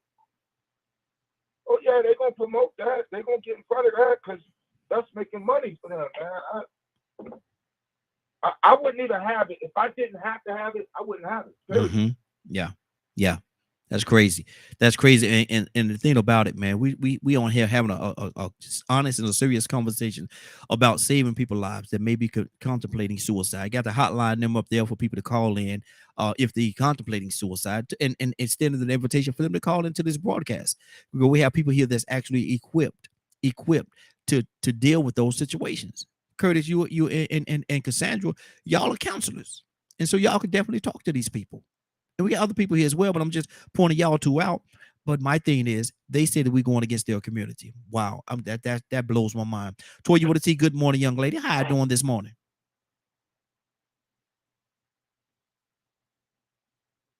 Toya.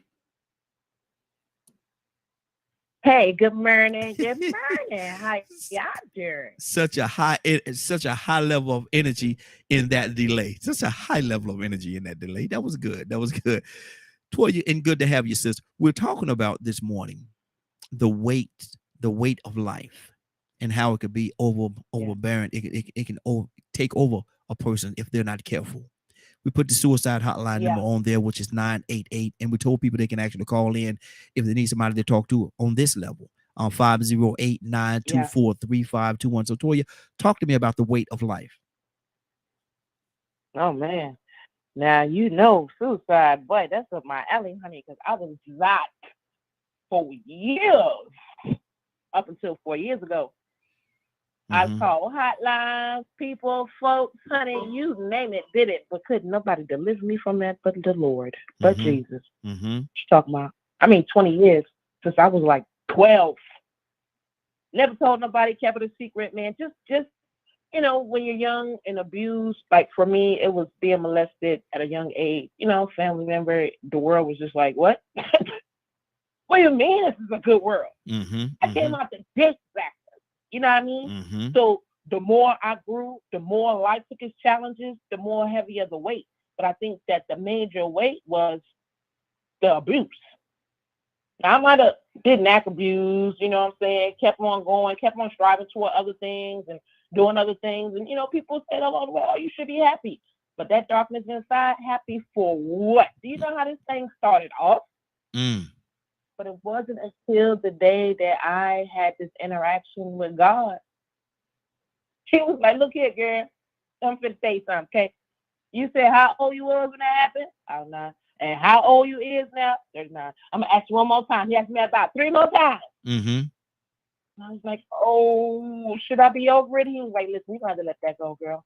Not only are you going to have to forgive other people, you're going to have to forgive you too. Or I promise you, you will die a long, miserable life up here all because you didn't want to let it go. And it took a while. It took a couple of years. He introduced me to the Morning Glow. different organizations, different things, different desires in my heart. He Mhm. started to open the door, and he started to show me that some of this stuff is you now. You ain't being abused no more. What's the problem now? You know, put people on TV with no arms and no legs and said, I don't want to hear it. What's up? So when I thought that, you know what, life, bad things do happen, but now it's what I make it. What am I going to do with it? What am I going to do with life? I'm just going to stand here and let things happen to me and not be quiet. I'm just going to roll over and just die and not fight back. Once I found out that I need to be grateful and I decided to fight back, life's not that bad. As a matter of fact, I'm challenged. As a matter of fact, I feel like David is my great, great, great, great uncle, and I have a slingshot and rocks, and I'm ready to knock down giants. Because sometimes life, it can be complicated, right? But that's the devil's plan, to make you think that you're not strong enough when you are. We don't know how powerful we are. Everybody in the world will tell us what we ain't. And God is telling you that you're bigger. But when you listen to other people instead of your creator, your manufacturer, of course life is going to be hard, because nobody know how to work you like he do. Come on. Nobody know how to put you back together like the manufacturer. Nobody know where to power out and how to get it charged up and how to run through your veins to make you alive again. So oftentimes when life is unbearable, that means you ain't tapped into your manufacturer. That means you trying to work yourself out without the instruction manual. And how many times have we got caught up trying to put something together without the instruction manual, thinking we know what we're doing, and we find out that we're missing pieces and parts. Exactly. So when it comes to life, you know what I mean, being hard and being a struggle, it can be like that. People can make it like that. But the important question is, how you gonna make it turn around? What are you gonna do? You gonna let life do you, or you gonna take the horns up on the bull and you do life? Exactly. Wow, that's good.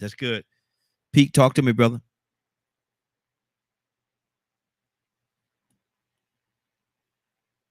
Pete, you there? Oh, we just lost it. We just lost. Hopefully he'll call back in. Curtis, talk to me, brother.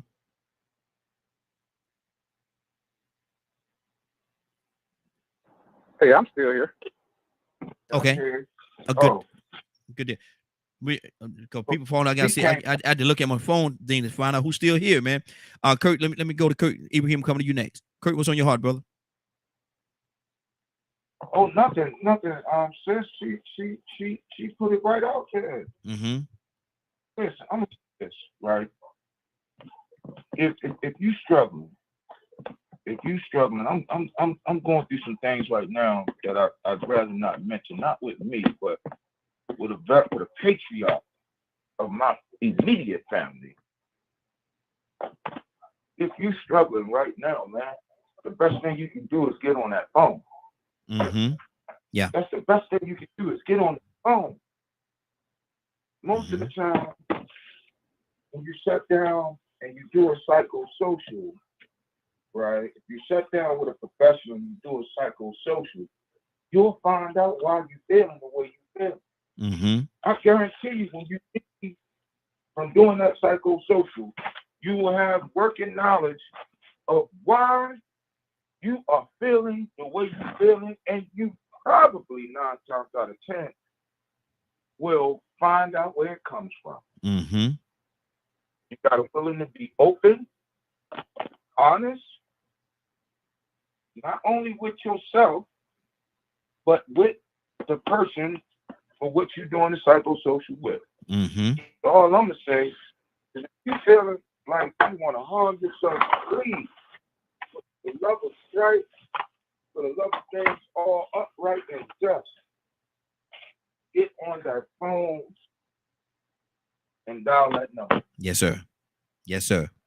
And that's the best thing that you could do. That's the best thing that you could do for yourself, because there's people out there that you mean a lot to. They really care about you. They really love you. And how Ibrahim, go ahead, brother.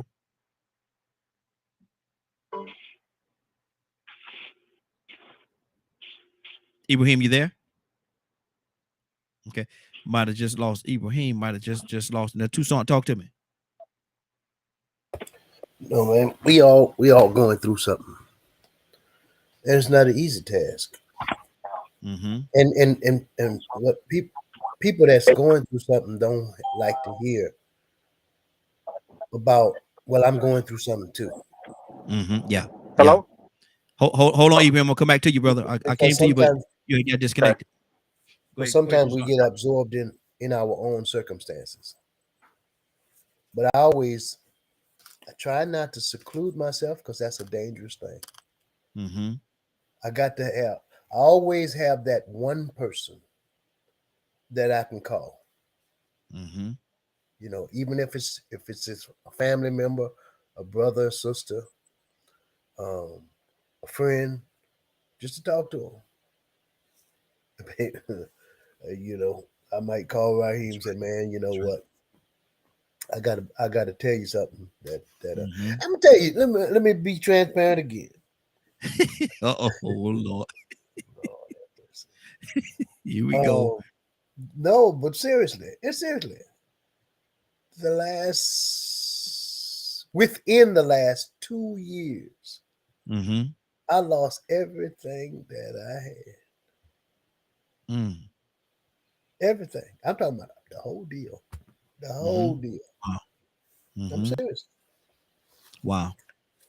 But you know, I'm the type of fella. As long as I got a job, I'm good. I'm gonna get it back. Mm-hmm. Mm-hmm. Now what I've lost before the year was out last year, I got it all back. Mm-hmm. But while it was disappearing right before my eyes, I was like, man, I'm not talking about a couple of nickels. Mm-hmm. Wow. You know, I got to figure that I'm still trying to figure out how I come out. I got to give away $54,000. Just got to get Mm-hmm. rid of it. Maybe that ain't no money to nobody, but when you trying to earn a living and you Yeah. just got to give it up, Mm-hmm. house gone, and you like, oh man, you know. So I'm just saying, you have somebody, you got to have a support group. I don't care if this today could be your best day, Yes, sir. but tomorrow may be totally different. Mm-hmm. In my best days, I keep somebody in my corner. Yes, sir. I got to. I have to. Mm-hmm. Because before you know it, life can change on you. But I just need to say that, but it'll be all right if you wait it out. That's what I say. If you wait it out, don't give up. It'll be all right. And see, the thing about it, man, I know without a shadow of a doubt, man, we helping somebody this morning. We're actually helping somebody, man, because there's some people that's going through some stuff, man, that's going through some situations in their lives, and they don't think they can see the way through.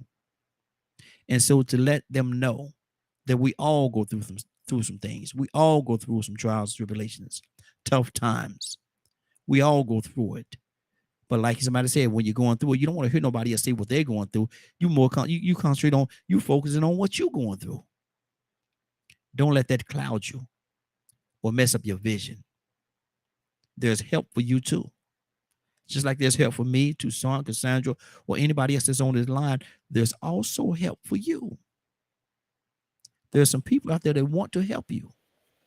Yeah. They want to help you. They're there to help. Go ahead. Say this Go ahead. right quick. Sometimes in our lives, we put so much emphasis on things. This is just me. I think God cleans house. Yes. So we can get a fresh start. Mm-hmm.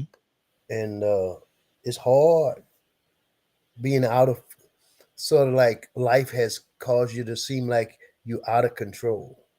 Mm-hmm. But sometimes that's the best time to replenish your thoughts. Just sit down. If you don't know what to do, I say that again. Just don't do nothing. Yeah. Don't move too quick. Take your time. Somebody told me this and I shut up. Life is a marathon, not a sprint. Mm-hmm. Yeah. Exactly. And wow. I was gonna say something, but I'm gonna keep it moving. Ibrahim, what's on your heart, brother? Yeah. Hey, I'm glad you passed out that number, suicide number. Yes, It's sir. also, like you said, if somebody you're gonna think you're gonna hurt or harm somebody else, right? Mm-hmm. Yeah, you should call that same number, and it can be a relief for you. Mm-hmm. Having somebody to talk to Well, I lost my father in '94. He was 71 years old, and that was my go-to. Even if we were like, whatever it was, whatever, when I chose Islam and all like that, and any trouble I went through or whatever, I could go to my father and we could talk it out like me, and that's what I miss. I miss that. My mother died when I was 13. I had to take up responsibilities. But at the same time, my dad kept us during a time when most men would abandon their children or send them on off with relatives, right? My dad kept us and say, you're my children, y'all ain't going nowhere. That was a good thing about it. Bad thing about it, he married a woman that none of us could stand. But anyway, I guess not joke being serious. That's a serious thing. We all go through things. Now, listen to the brother, what he said happened to him, and lost some money. Oh my God. I could just go on and on with something like that. But I'm like my father, I go up and down. And so, what? So when I was young, me and our childhood friends, we say we so far at the bottom, we ain't got nowhere to go but up. And when I get hungry and things are desperate, right? You know what I do? I go out and do something. I go out and make money. And it's just a blessing to be able to do that. And I get confused a lot. I get hurt. Been hurt. That had 2 back surgeries. I got arthritis that's destroying my cartilage between my bones. I got knee. I got arm. I got nerve damage from the surgery and all like that. I can go on. Prostate, you name it. You know what I mean? But there's always you have adjusting to your status. Yeah. Adjusting to where you at. I can look at young girls, young and pretty women and stuff like that. But hey, all I can do is look and say hi. I can't take it no further than that if I wanted to. You know what I'm saying? Because it'll be a disappointment. Look here. So don't let them young women kill you. It just. Hey, that'd be a hell of a dad. I'm sorry. but see, that's the thing. We have to face reality, and sometimes it's the reality where you at. Sometimes you have to accept where you're at and what you're doing. And even though some things you can't change and do, it's good to go out and encourage people to try to go out and change things the best way you can. And then when it get overwhelming, you have to back down, get to change course. I had a large organization, military organization, but I started talking about going to see the people, like what happened this weekend. Well, how many? 200-some people were killed and hundreds were injured over 7 different mass murder shootings in the United States. And those people really need that line. If they're on the phone, I said they call that line. Seek some counseling. If you got somebody, a humble person that you can go to, or page a relative that you can just cry and fight, hit the wall, pound your fist, or just grab a hammer or axe and start hacking stuff, whatever. Do that to get it out of you, right? Because now you got to go on forward. You got to try to stop that happening again. You got to put yourself in the way of it. You know what I mean? And do what's right. And don't make excuses and for yourself, because the same excuse. And we use these things for ourselves to convince ourselves we did right. You know what I mean? And that same thing leads to the same problem. I always know people were thinking they were right in what they were doing. They had a purpose what they're doing. They had analyzed this. They had gave themselves some type of go to it, do it, right? And at the end of the day, right, they start thinking about it after. Some people regret it. Some people actually celebrate it. You know what I mean? But it's all about surviving the next day. When things get hard, I go in survival mode. If the world, where we know it come to end of the day, I'm gonna find me some ground where I can grow something. Where I can take some clay and make a hut. Find a way I can still get a TV in there, get some electricity, and watch TV and lay back. Pop a beer or whatever. I don't drink. Pop beer, maybe some sweet iced tea, lay back and just enjoy the show. There you go. There you go. And I'm gonna tell you something. Yeah, because Abraham. Quick. No, I'm gonna tell you something. I'm gonna tell you something real quick. I want you to listen to me, okay? I really want you to listen to me when I tell you this. All right. Don't let that big butt baby hair and a smile kill you. They will kill you dead. They will kill you dead. Get in all kinds of trouble. Trust me. Let me go to Toya with a T. Toya with a T. Talk to me, sis. Ibrahim acting up over there. Oh, yeah, Will. Yeah, we'll get you. But yeah, no, I mean, life is hard. Life is a challenge for real. And I think that you have to be careful. It's also the quality of people that you're around too.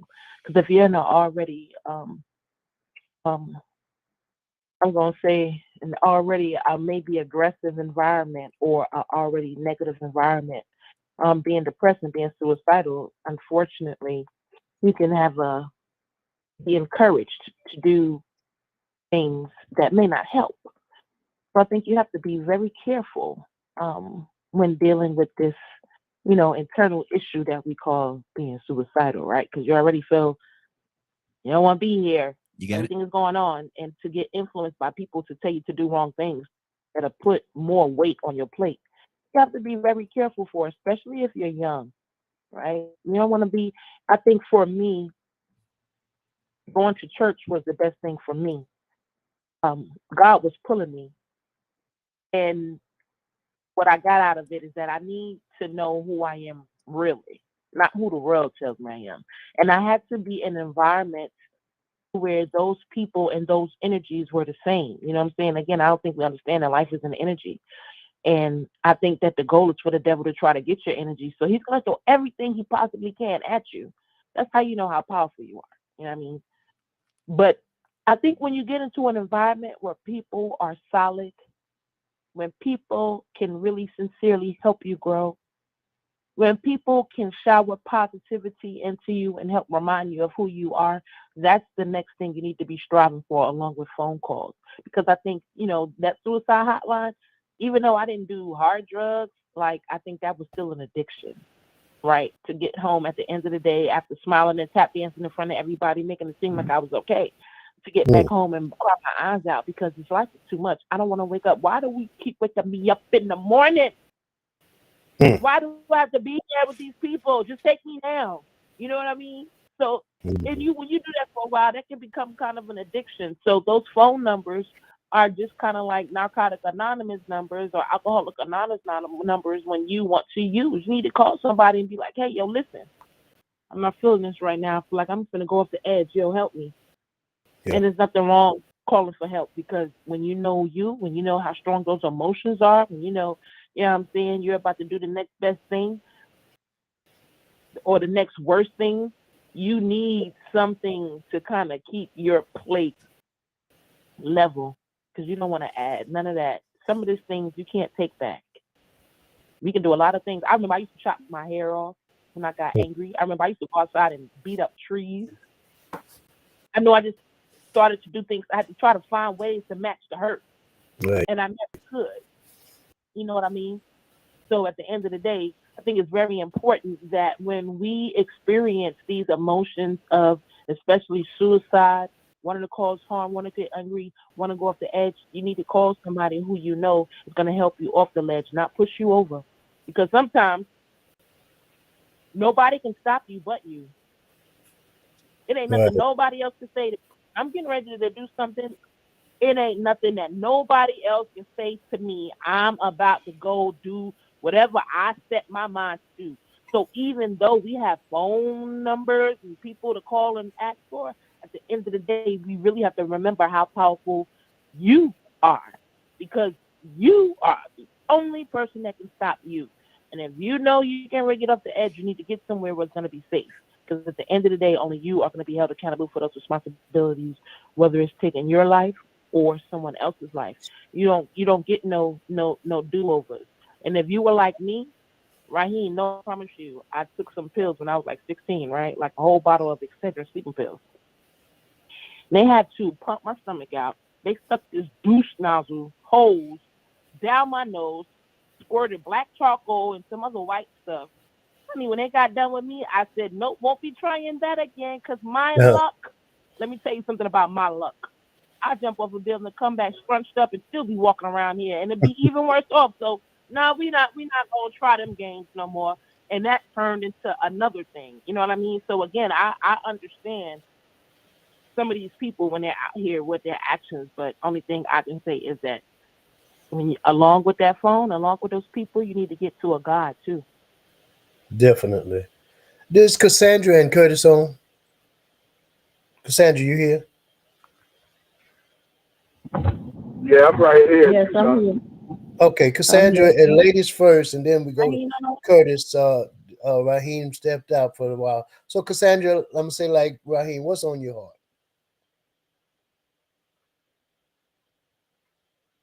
Well, I'm really loving what everyone is saying, and let me say this: for those of us that help other people, we need help.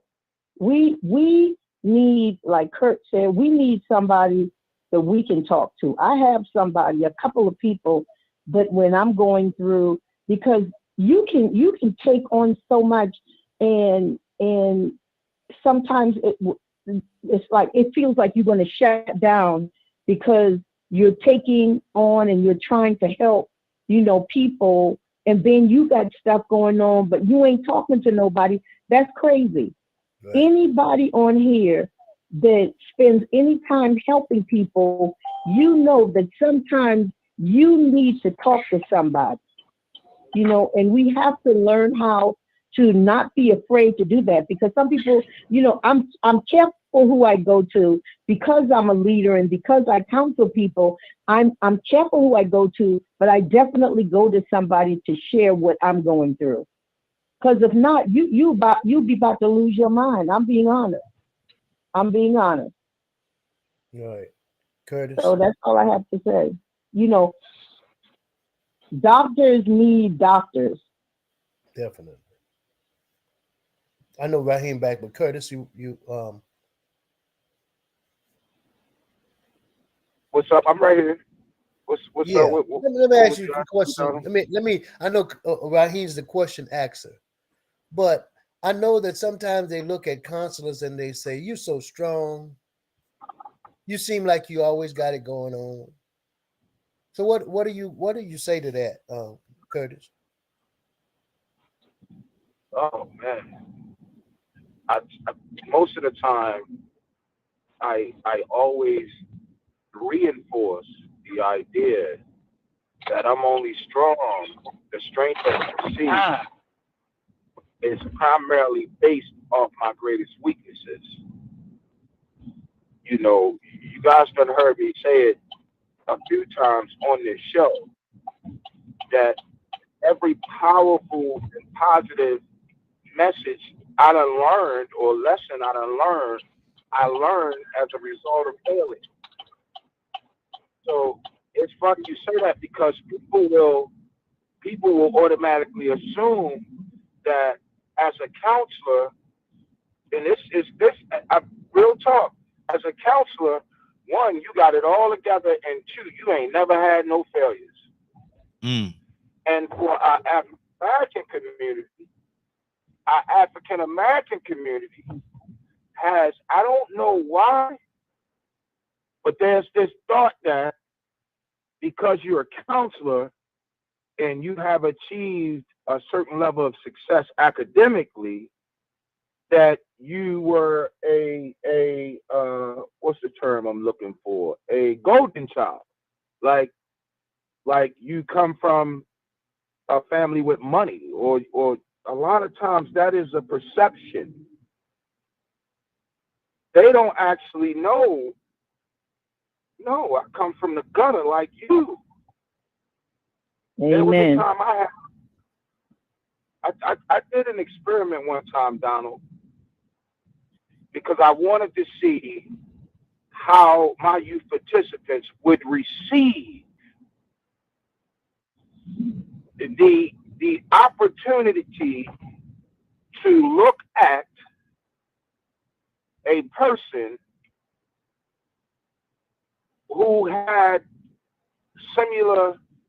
a similar background and similar issues. So what I did was I took my high school transcripts and I blacked out the name.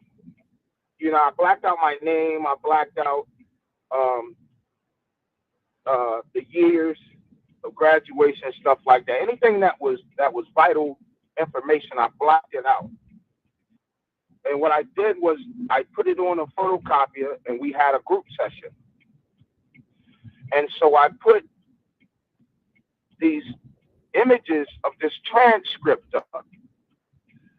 I put the image of me getting my first college letter from any college when I got out the military, while I was in the military, actually. And I had them look at it, and we talked about perception and don't, not assuming that it is one way when you really don't know someone. So I put it up there, and when I put it up there and explained to folk what they was looking at, 95% of the people in the room laughed. Wow. Oh, he dumb as whoever that is, they dumb as a box of rocks and bop, bop, bop, bop, bop, bop, bop, bop, bop, bop, bop. After we get through processing what they looking at, I said to them, what if I told y'all that was me? And the first thing every single one of them said was, "No, we ain't gonna believe that, Mr. Curtis. No, that ain't you. That ain't you. That ain't you." I left it there, but and we taught not to use ourselves, but sometimes you gotta go there to hit a spark. Yeah. In somebody to wake them up to the fact that, you know what? No, I'm not by myself. Mm-hmm.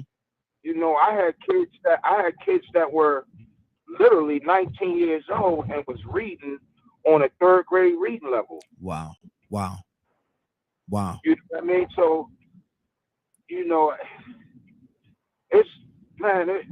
it's a lot, brother. It's a lot. Y'all could see, it's a lot. If y'all could see what we see right now, man. Just keeping it all the way 100, keeping it all the way above, whatever you want to say.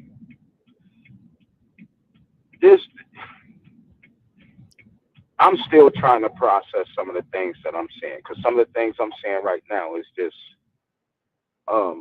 it is beyond. Spiritually, I can only say it's demonic. Yeah. Wow. Spiritually, I can only say it's demonic. Good deal.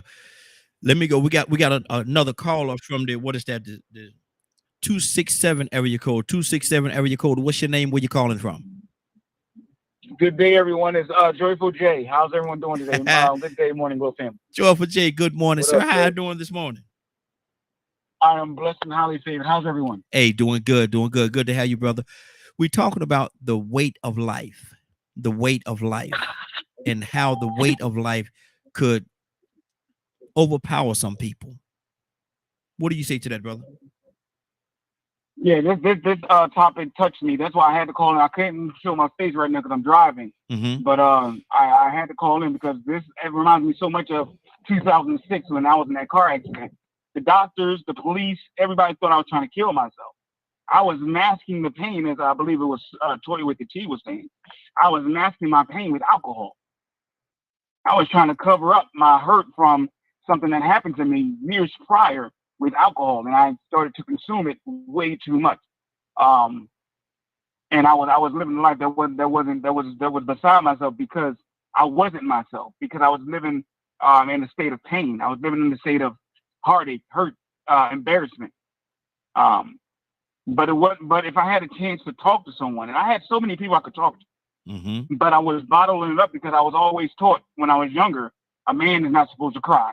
A man is not supposed to whine and tell all of his business out there and stuff like that. So I bottled it all up. Mm-hmm. And bottling it all up, it came to a head, and it all exploded when I was in that car accident. They thought that I was driving on the wrong side of the highway because I was trying to kill myself, which was further from the truth. Mm-hmm. I was driving the wrong way because I was intoxicated. Mm-hmm. Wow. Very much so intoxicated. And I was doing the wrong thing because I was masking the pain of hurt that I had years prior, at least 5 to 6 years prior. I was dealing with it, and I couldn't break free, if you will. Now I know about God, I know about Christ, and I know about, take all your problems and all your burdens and leave them there with God. I know about all that.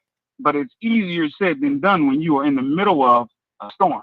Say it, brother. And I just thank God that He spared me, so now that I can tell other people that alcohol is not the way, drugs are not the way. I did drugs too. Mm-hmm. lying and cheating and stealing to cover up or mask your hurt or mask your pain, that's not the way to solve anything. Mm-hmm. Wow. And that's what I had to say about that. I'm just so grateful that I was able to come on today and share my story. Hey, good to have you, brother. Good to have you. And like I said throughout this broadcast, man, I think we're really helping some people today, because there's some people that's going through some things, man. There's some people that's going through a lot of things, man, and the phone lines are blowing up, and that's a good thing. We got Captain with us. Captain, good morning, sir. How you doing this morning? Hey, good morning, Raheem, and good morning to the Morning Glow family, and good morning to those who are tuning in to this so timely subject. I'm doing fine. Thank you for that. Yes, sir. Yes, sir. We're talking about, Cap. We're talking about the weight of life, and we actually put the suicide hotline number up there, and they've simplified this thing. You ain't got to remember a whole lot of numbers. It's three numbers. 988 is the new suicide hotline, and so we put that number up there. And we also told people that they can actually call in right here, because we have quite a few people that's here that's qualified to help them.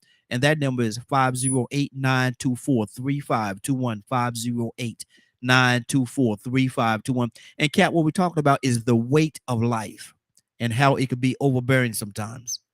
Make to the point where it make you want to give up and give in and just give out and let it all go. But there's another side to that, man. There's some people, regardless of, and what we're trying to, I think one of the things that we're trying to do is make people know and understand that everybody goes through trials and tribulations. Everybody have those moments. People even have those moments of weakness. We all go through it. So we want the people that's going through it right now to know and understand they are not alone. They are not alone. Talk to me, Cap, about the weight of life. Oh, man, I don't think there's nobody on this show that don't know somebody in their family or someone that have committed suicide. Mm-hmm.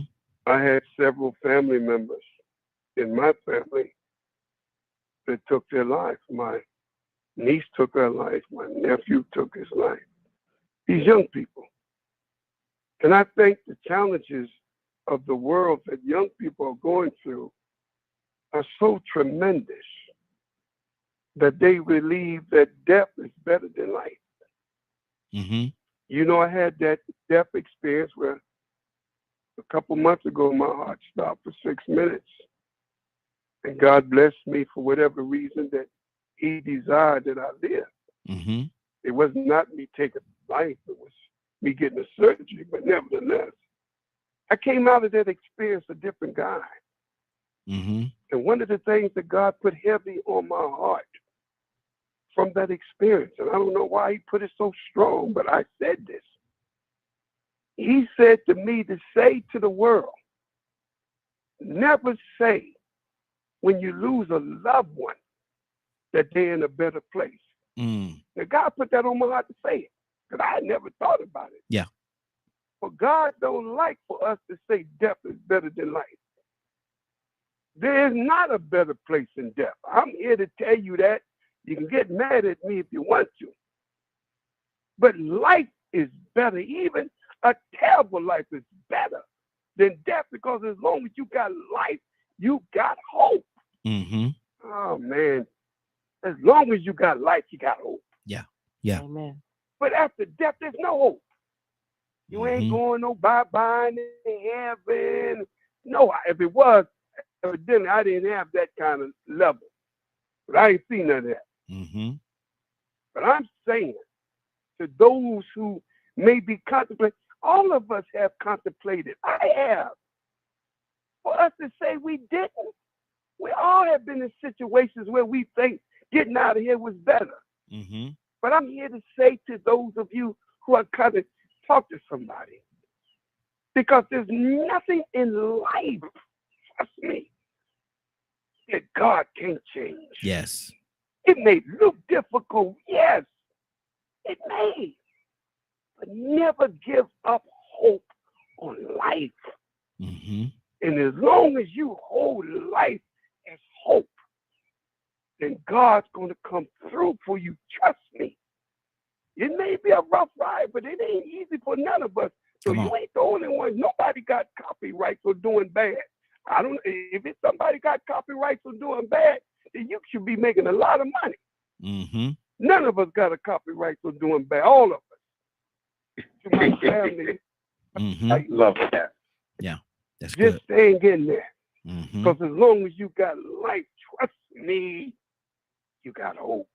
Absolutely. That's what I was on my heart. Right? Good deal. Good deal. Toussaint, talk to me, brother. Cap said something, because when the time he said that, was I thought about that last enemy. What's the last enemy? Death. Mm-hmm. That's the last enemy that God himself got to destroy. Mm-hmm. Death ain't your friend. Unfortunately, some people think that that's the way out, but no. If he come that we might have life, then death ain't the answer. Yeah, come on. Living is another chance. Mm-hmm. I wake up every morning and I say thank you just for another chance. Maybe yesterday was terrible, but if I wake up today, matter of fact, if I can get to the next 5, 10, 15, 20 an hour, then things can change. It can get better. Mm-hmm. I can talk to somebody. Yeah. Somebody can he can send help. Mm-hmm. You think that I can imagine, and I can go back to Joseph in that doggone pit, sold out, disappointed that his brothers hated him so much, but they got him out the pit. Mm-hmm. Sometimes we got to go through. Unfortunately, sometimes I don't want to go through it. I get mad at the situations that I go through, but I don't give up. No, sir, that ain't the answer. So that's what I thought about when Cap said, people say, well, they ain't in a better place, and death ain't your friend. No, I mean, living is good, Mm-hmm. because living is the chance that we get every day. Yes. And I know, we hear Rico say that. Thank you for this brand new blessing right here. Mm-hmm. When I get the chance to open up them eyes, boy, man, I can face anything. Come on. That's So good. what's on my heart. Yeah, Good deal. Toya with a T. Talk to me, sis. Yeah, life is the gift. I think that's the tricky part, because oftentimes we will allow life to make us feel like, oh well, I gotta go one day, and we allow ourselves to abuse ourselves with that mentality, because we take it as a joke. We take life as a joke. Mm-hmm. Sometimes, even if we're not declared suicidal, we are suicidal every time you smoke a cigarette. If you know it's going to give you cancer. Mm-hmm. Every time you drink, and you know it can cause a DUI. Every time you overeat, and you know you're gaining weight, and it can cause you to have all these other extra problems. Every time you put on all of these dyes and chemicals, we all know it's poison, but you got to do it anyway. What? Because life, some kind of way, I can't be too good to myself now. What? Take care of this temple to the best of my ability? Too much goes on for us to do that. Mm-hmm. We rather rip our real stuff off to put on fake stuff. I mean, come on with the joke. But that's the tricky part, the gift of life, the choice to be able to do what we want. And we always choose destruction. And when it comes to death, we always want to blame it on God, as if we're not rushing ourselves there. You know how many men I heard when I was trying to encourage them to do the right thing on some other levels, to be like, oh, well, you got to die something.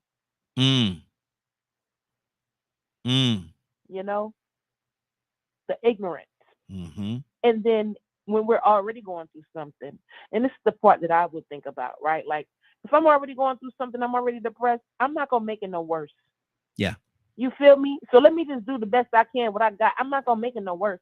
But then some of us, we make it worse. And then it's like, well, wait, you're already going through it. Then you're going to do this that's negative, thinking you're going to make it better. And then when you're on that deathbed, you don't know, it ain't no backseas on that deathbed. No. You understand me? Mm-hmm. When you get there, for a lot of us, I'm like Cap. You know what I mean? It took for me to have an angel, literally, 6 o'clock in the morning on a busy expressway, to come help open the door, to help get me out. And when I looked up, he was gone.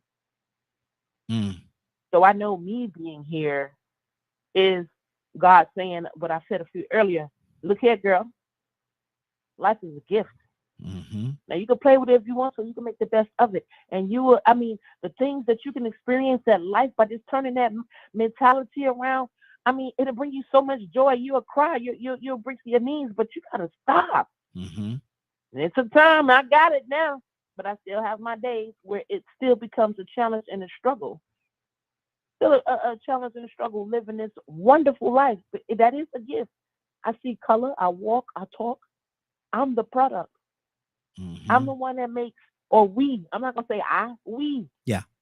Whoever it is out there feeling like you're less than. We. If you're a human and you're feeling like you're not worthy, I need to let you know we are the ones that create this beauty. Yeah. Exactly. That we live, not the one that he planted, but all this other stuff, we create that. So you're powerful. Don't be deceived by the devil. That's the biggest trick of the devil, to make you think you're less than. Well, let me tell you something. If the manufacturer has created you, there's a whole world out here for you. Do not let the devil deceive you and make you think otherwise. Stay strong. Use the tools that you got and make it the best that you can. Because nobody, I mean, the devil is not here to make you feel like you're worthy. He's here to make you think you're not. Exactly. Toya, I'm totally switching topic, which is just for a second. And I want to hear your take on this, man, because it's been in the news and people have been talking about it, this or that. But what do you think about this laboratory created meats, chicken and stuff like that that they're putting in restaurants? What are they doing? I've been telling. No, you're not going. I've been telling y'all about that, and I guess y'all thought I was joking.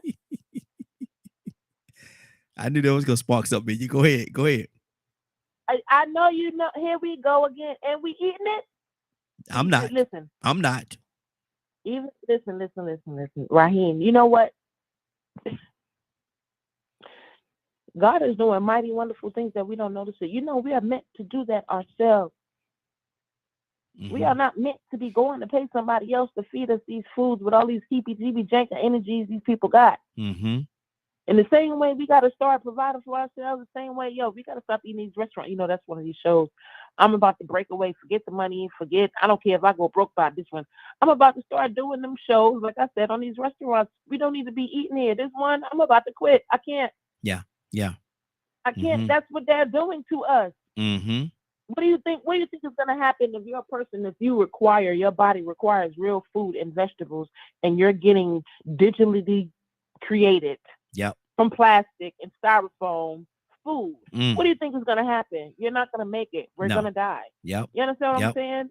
So we need to figure something out. But sis, if you're going to do a show, please holler at me, because you know I got my own TV channel. So please holler at me so we can go. I got you, Kurt. I got you. Exactly. But and that's the thing, Cassandra. What do you say about that? This chemically created chicken. They showing chicken right now, but they're saying beef.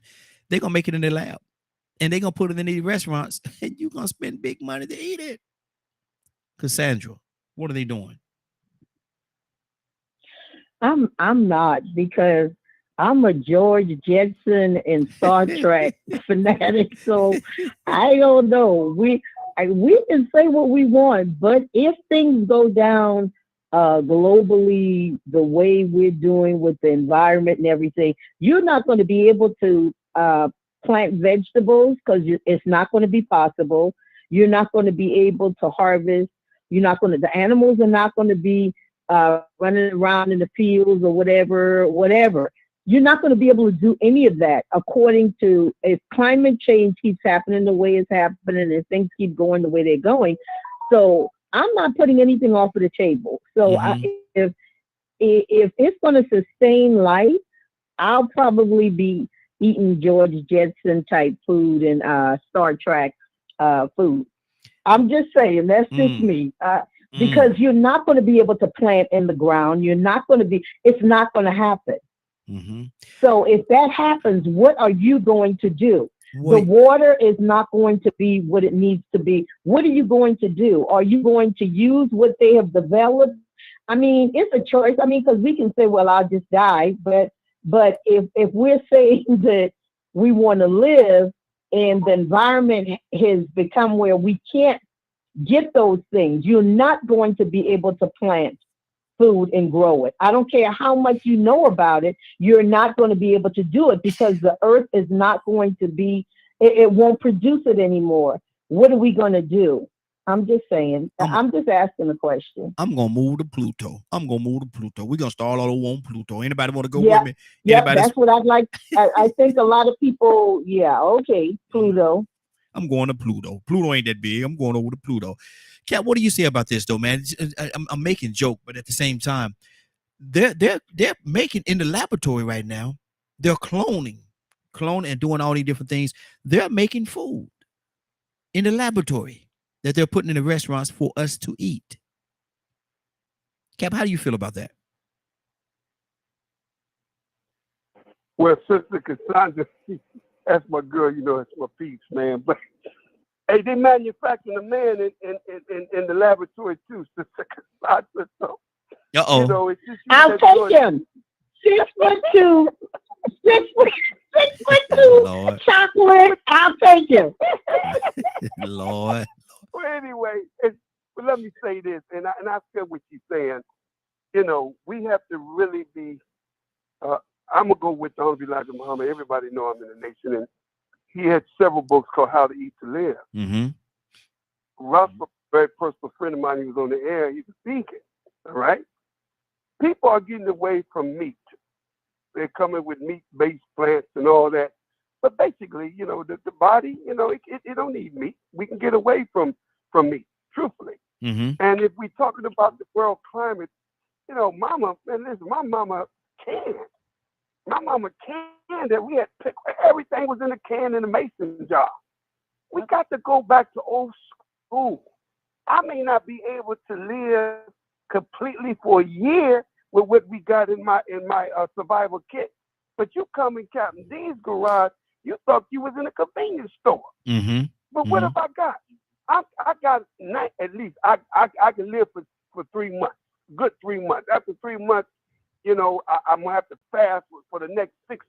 Mm-hmm. But the bottom line is, never give up doing something for yourself. Never give up planting your own food in your backyard instead of just let grass grow and get that cabbage and turn it. Why you can't? Why you can't? Mm-hmm. Why you can't? That's all I'm saying. But I don't think we need to let these people continue to manufacture food for us.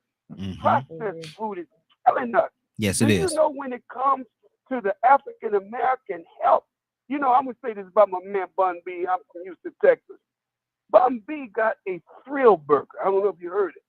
It's called a thrill burger. Man, that burger got so much. I mean, it's really a kill burger. Mm-hmm. But if you like a burger with all the oil and the cheese, you can't eat it every day. No, you can eat it one time, but it's heart attack, high blood pressure. Our cuisine, the cuisine that we eat as a people, our diet, is why we in the condition we in. So I would say about them, I don't trust anybody that could grow anything in a laboratory. Come on, man. You know, just get back to nature. And I'm not eating out. I'm keeping my stomach out of the man's kitchen. I'm being honest with you. Yeah, exactly. I don't eat out that much no more. Mm-hmm. If I can't see it and watch it grow and get it while it's moving, and man, I'm just it's me. So, Sister Cassandra, I got your order on that manufacturing, man. Wow. I'll put it in for you. That's what's on my heart right here. Good deal. Tucson, what do you say about this, man? You gonna eat some of that manufactured, scientifically manufactured meat? It looked good on the plate. I saw that. I saw that they processing, manufacturing stuff that look and taste like beef. Yeah. Mm-hmm. Beef and chicken. Yeah. But you know, the bad thing about it, we don't check our food. We just swallow it. Mm-hmm. Mm-hmm. Yeah. My daddy used to say, "Boy, you didn't even chew your food. You just lined it up and swallowed it." Yeah. Mm-hmm. And we do that. We don't read nothing. We just, you know, just because it's at the grocery store, and you know, Yeah. But no, man, I kind of, I like to eat now. Ask Stanley. Sure do. I'll eat it up. But then we're getting to the point that now we're going to have to watch it. Yeah. And Cap said something. I'm trying to convince as many people as I can. Plant your community garden. Exactly. Go to planting. Mm-hmm. Can you some food. Mm-hmm. Serve it, because when we talk about these times when you can't buy or sell, well, you don't have to be a victim to that. You can grow your own food. Exactly. Right. Yep. If you grow your own food, you won't have to worry about buying or selling. Man, Eat from your own yard. I got. If that's all you got, at least you survive it. Man, I got grow bags right there on my patio right now, man, where I'm growing all kind of vegetables and stuff out there, man. Right there on my patio. The sun shine on it. It's off the ground, but it's working. I mean, it's growing like crazy out there, man. We done pulled a few things off there and ate it and enjoyed it. It was good. It was real good. Kurt, what's on your heart, brother? Kurt, you there? You guys got me thinking about that. You ever seen that Matt Damon film? Which one? It's called The Martian. Never saw that one. Where I think he got left up there. Something went wrong on a mission. They went to Mars. Mm-hmm. Yeah. And he got left up there. So in order to live, he had to teach himself how to grow vegetables. He basically became a vegetarian, but he had to teach himself how to grow vegetables on Mars. But in watching that movie, it kind of teaches you that it's imperative that we understand the basic compounds for growth. Mm-hmm. And that as long as you understand that, you can grow your own food as far as your vegetables within the compounds of a restricted area or something like that. You know what I mean? Like a cat, right? Like it's time for us to get back to a horticultural kind of state. That's good. That's good. And see, that's the whole thing surrounding it right there, man. We gotta get to a place where we can actually take care of ourselves. We're too dependent on this quote unquote this system that we complain about all the time, but we depended upon it to feed us, to give us the water, to give us everything that we need, electricity, everything that we need. We depended on it. Tucson, let's talk. We got just a few more minutes, but we're just talking solutions, man. How can we get to a place where we can take care of ourselves? Or do we even want to get there? You can. You have to. I mean, we're gonna have to convince our education. Without a vision, the people perish. Yes. We got to utilize the things that helped our forefathers and mothers overcome some things. They knew how to suffer. I'm talking about, you know what they did? They grew their food. And they lived longer. And they were stronger. Yes, sir. They was able to take and maintain some things. Man, look. You hear that little, you get cool in the wintertime, and all of a sudden, mama go in the kitchen and you hear. And what she was doing was she was opening the preserved fruit, figs and stuff like that, pears that she had canned. When we had to go and pick it, corn and peas, and man, I peeled so many peas or shuck so much corn. Some of the folks they say shuck. What do you mean by shuck corn? I sure did. And then another thing that we did was parents said, "Go get me a chicken." Go get you a chicken. What did they mean by that? Go outside, go get that chicken, wring his neck. It's a real reality when you see actually see a chicken with his head cut off. Mm-hmm. He keep moving. Yeah, keep jumping through the yard. But these are the things that we did to survive. Mm-hmm. I'm the last of 12, but I ain't never seen my mama go to work. But she would break up a meal and go in that kitchen and feed the whole family. Mm. But the food that we got was in the yard. Yeah, exactly. And you said something, man, because you cut that chicken head, he gonna jump around the yard. He gonna jump around the yard, man. He ain't making no noise, he ain't got no mouth, but he gonna jump around the yard though. And flip and flap and do all kind of stuff, man. You man, look, it's crazy thing.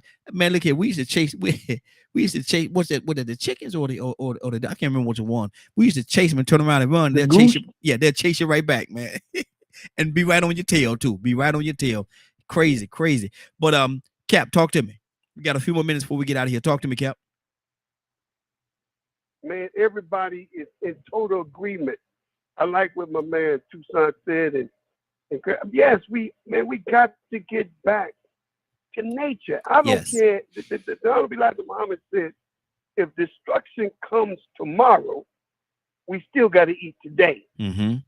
If destruction comes tomorrow, we still got to eat today. Yes. So I plan myself that way.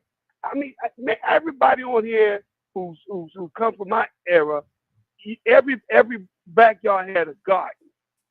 Biggest cabbage, the reddest tomatoes, and man, and listen, we did not. If y'all come like I did, you did not have a meal without a salad.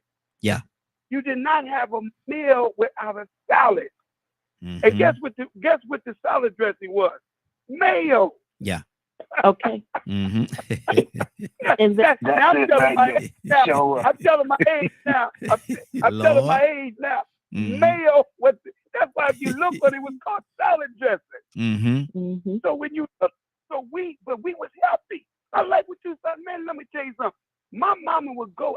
I'm a 13. My mama would go in the cabinet, pull out 2 cans, and give you a 6-course meal. Mm. Drop dough biscuits, man. I mean, look here. And let me tell you something.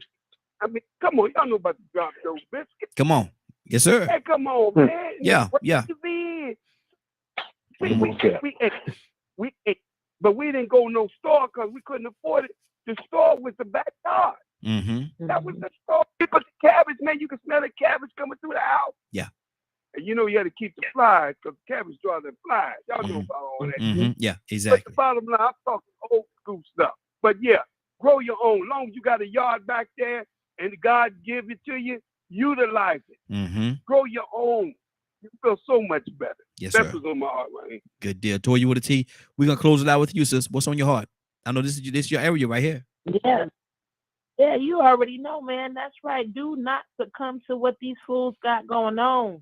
Mm-hmm. Jets in my foot. They killing us. They killing us, feeding us plastic bags. Just go chew on the straw then. Mm-hmm. That's all it is. Dressed up as a steak. Watch this.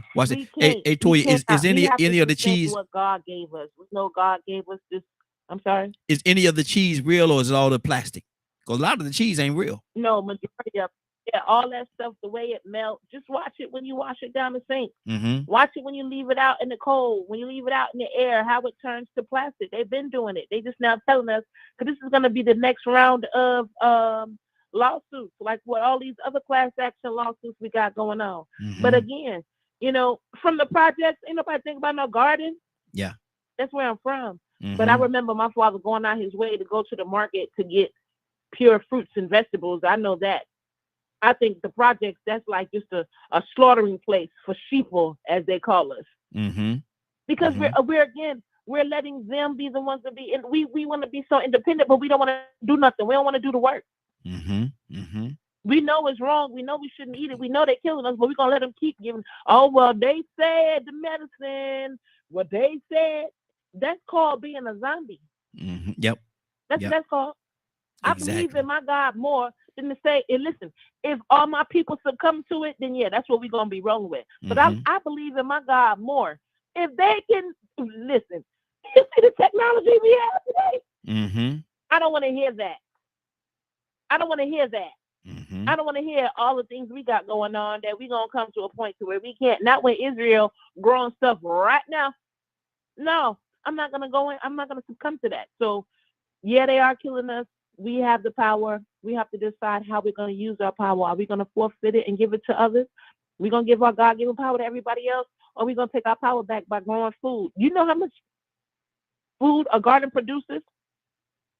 I don't think we really got this thing broken down. But listen, this is the basics we got to get back to, y'all. If we want to live, we got to fight to live. We got to eat to live. We got to think to live. We got to work together to live. Like all of this works in common when it comes to having a healthy lifestyle. And we got to get back on it, man. But listen, I love y'all so much, Raheem. I love you for giving us the opportunity to even get together and be able to discuss these things.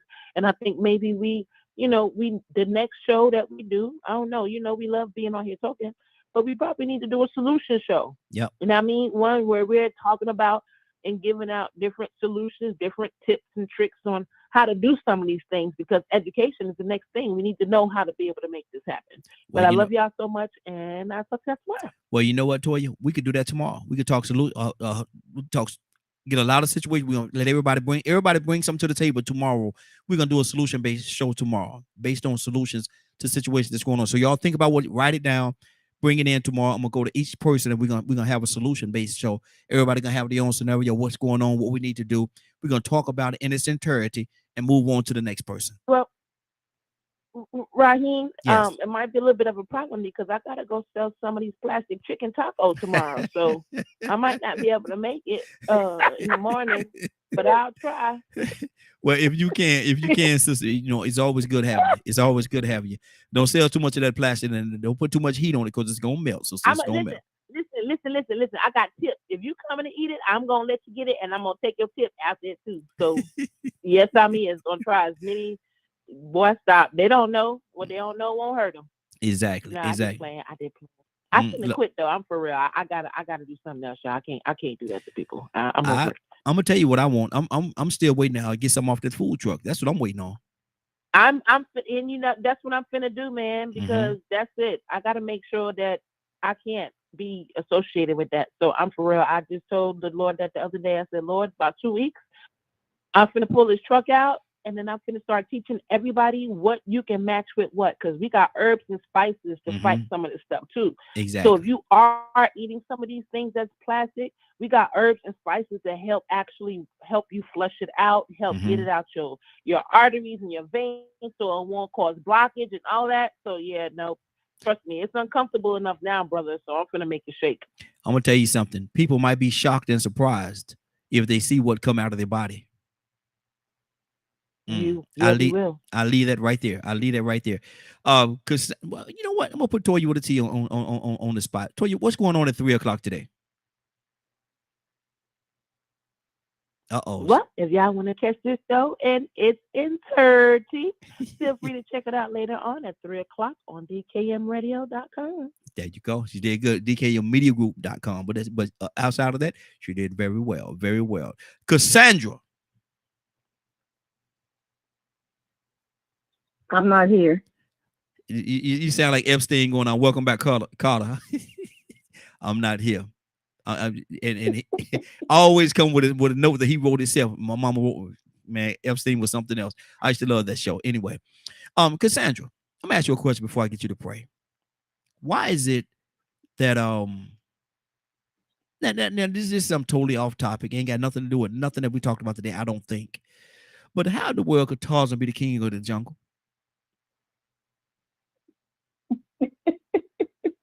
Because he's white. What are you talking about? I'm trying to figure out that's a simple answer. Because he's white. Tarzan, the king of the jungle. I don't understand. I've never understood that, man. I looked at the show, and I see all them Africans running around, man, and man. But they say he the king of the jungle, the king of the jungle. I'm trying to understand. Well, what about it, George? Here we go again. Exactly. But I don't understand it though. I don't understand it, man. How in the world you right there? How you the king of the jungle? Pray us out. Is that a yodel that he be doing when he hollering? I don't know what that is.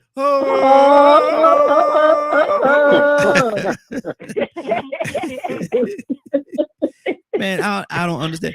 And how in the world? No, the fun when Tarzan went to New York. That was the funny one. And he met the real king of the jungle. And look here, and didn't have a leg to stand on. He ain't calling no gorillas over here. But let me. How in the world could Steven Seagal, one man, go over to Jamaica and whoop everybody? He beat up everybody in Jamaica. One fella. I'm trying to understand that.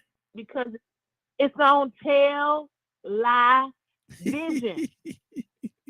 Okay. Tell Lie Vision.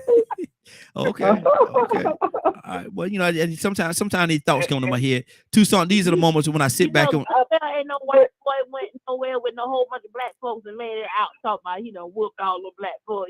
What's up? Whooped everybody. Well, I Rambo on an M60. Exactly. Exactly. I'm like, man, come on, man. Y'all, man, come on, man. Y'all trying to make us out to be some real weak people, man. This one man gonna go over there in Jamaica and whoop everybody. Tarzan gonna go to we all got whipped by a Terminator and a Predator, didn't we? Yeah, sure did. And an alien too. Oh, except the white girl. That's a shame. We was rooting for the Predator because he looked like he had dreads. He like, I like the Predator. He like he had dreads. Exactly. Man, come on, Predator, do your thing. Get him. Cassandra, pray us out, sis. Pray us out, Cassandra. Well, Father, first of all, we just like to say thank you for your goodness and your mercy. Thank you for how you've allowed us, God, to just breathe on today. We are not what we want to be or where we need to be, God, but we thank you that we're far from where we used to be. God, we just honor you in everything that we say and we do. We thank you for everyone that is associated with this station and everyone that is under the sound of my voice. I ask you to bless them today. And God, for that person that is contemplating hurting themselves or even hurting someone else, God, we cry out to you on their behalf. We ask you to touch their mind, body, and spirit right now, God. Let them know that there is hope, that they can make it, that they are important, God. We thank you right now that we will continue to have conversations that will bless your people, to uplift them, God. And I just ask you to use everyone on this panel, God, for your glory, not just today, but every day. These and all other blessings we ask and pray in the precious name of Yeshua, Muhammad, Allah, Hare Krishna, and Jesus. Amen. Amen. Boy, Cassandra, you covered all the bases right there. I love that. You covered all the bases. Everybody. We covering look, we cover everybody. Everybody. Everybody. Each and every one of you. Well, listen, it's been a great broadcast. I want to thank everybody for joining us. And please, people that's listening, I still got the number up there, the suicide hotline. The suicide hotline, very simple, 988-988. Dial that number. Or if you need one of us, dial 508-924-3521. We're here to help you as well.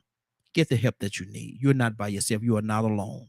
I wish I could have played that song, Michael Jackson, You Are Not Alone. But anyway, I ain't gonna put my singing skills out there right now. I ain't gonna put my singing skills on display right now. But y'all know, y'all heard it though. Y'all heard it. But anyway, have a great day. I want to thank everybody for listening. What time is it now? It is now 10:10. I want to thank everybody for listening. More than that, I want to thank you for allowing DKM Media Group and Associates and the Morning Glow for being a part of your day. It is now 10:10.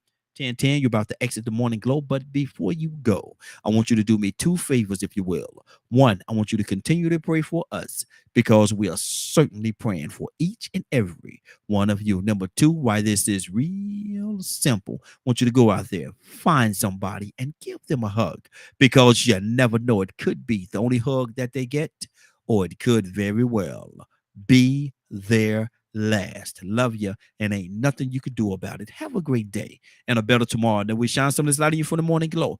Take it out there into this wicked and cruel world that we live in, and let your light so shine. If you get an opportunity, give somebody some love.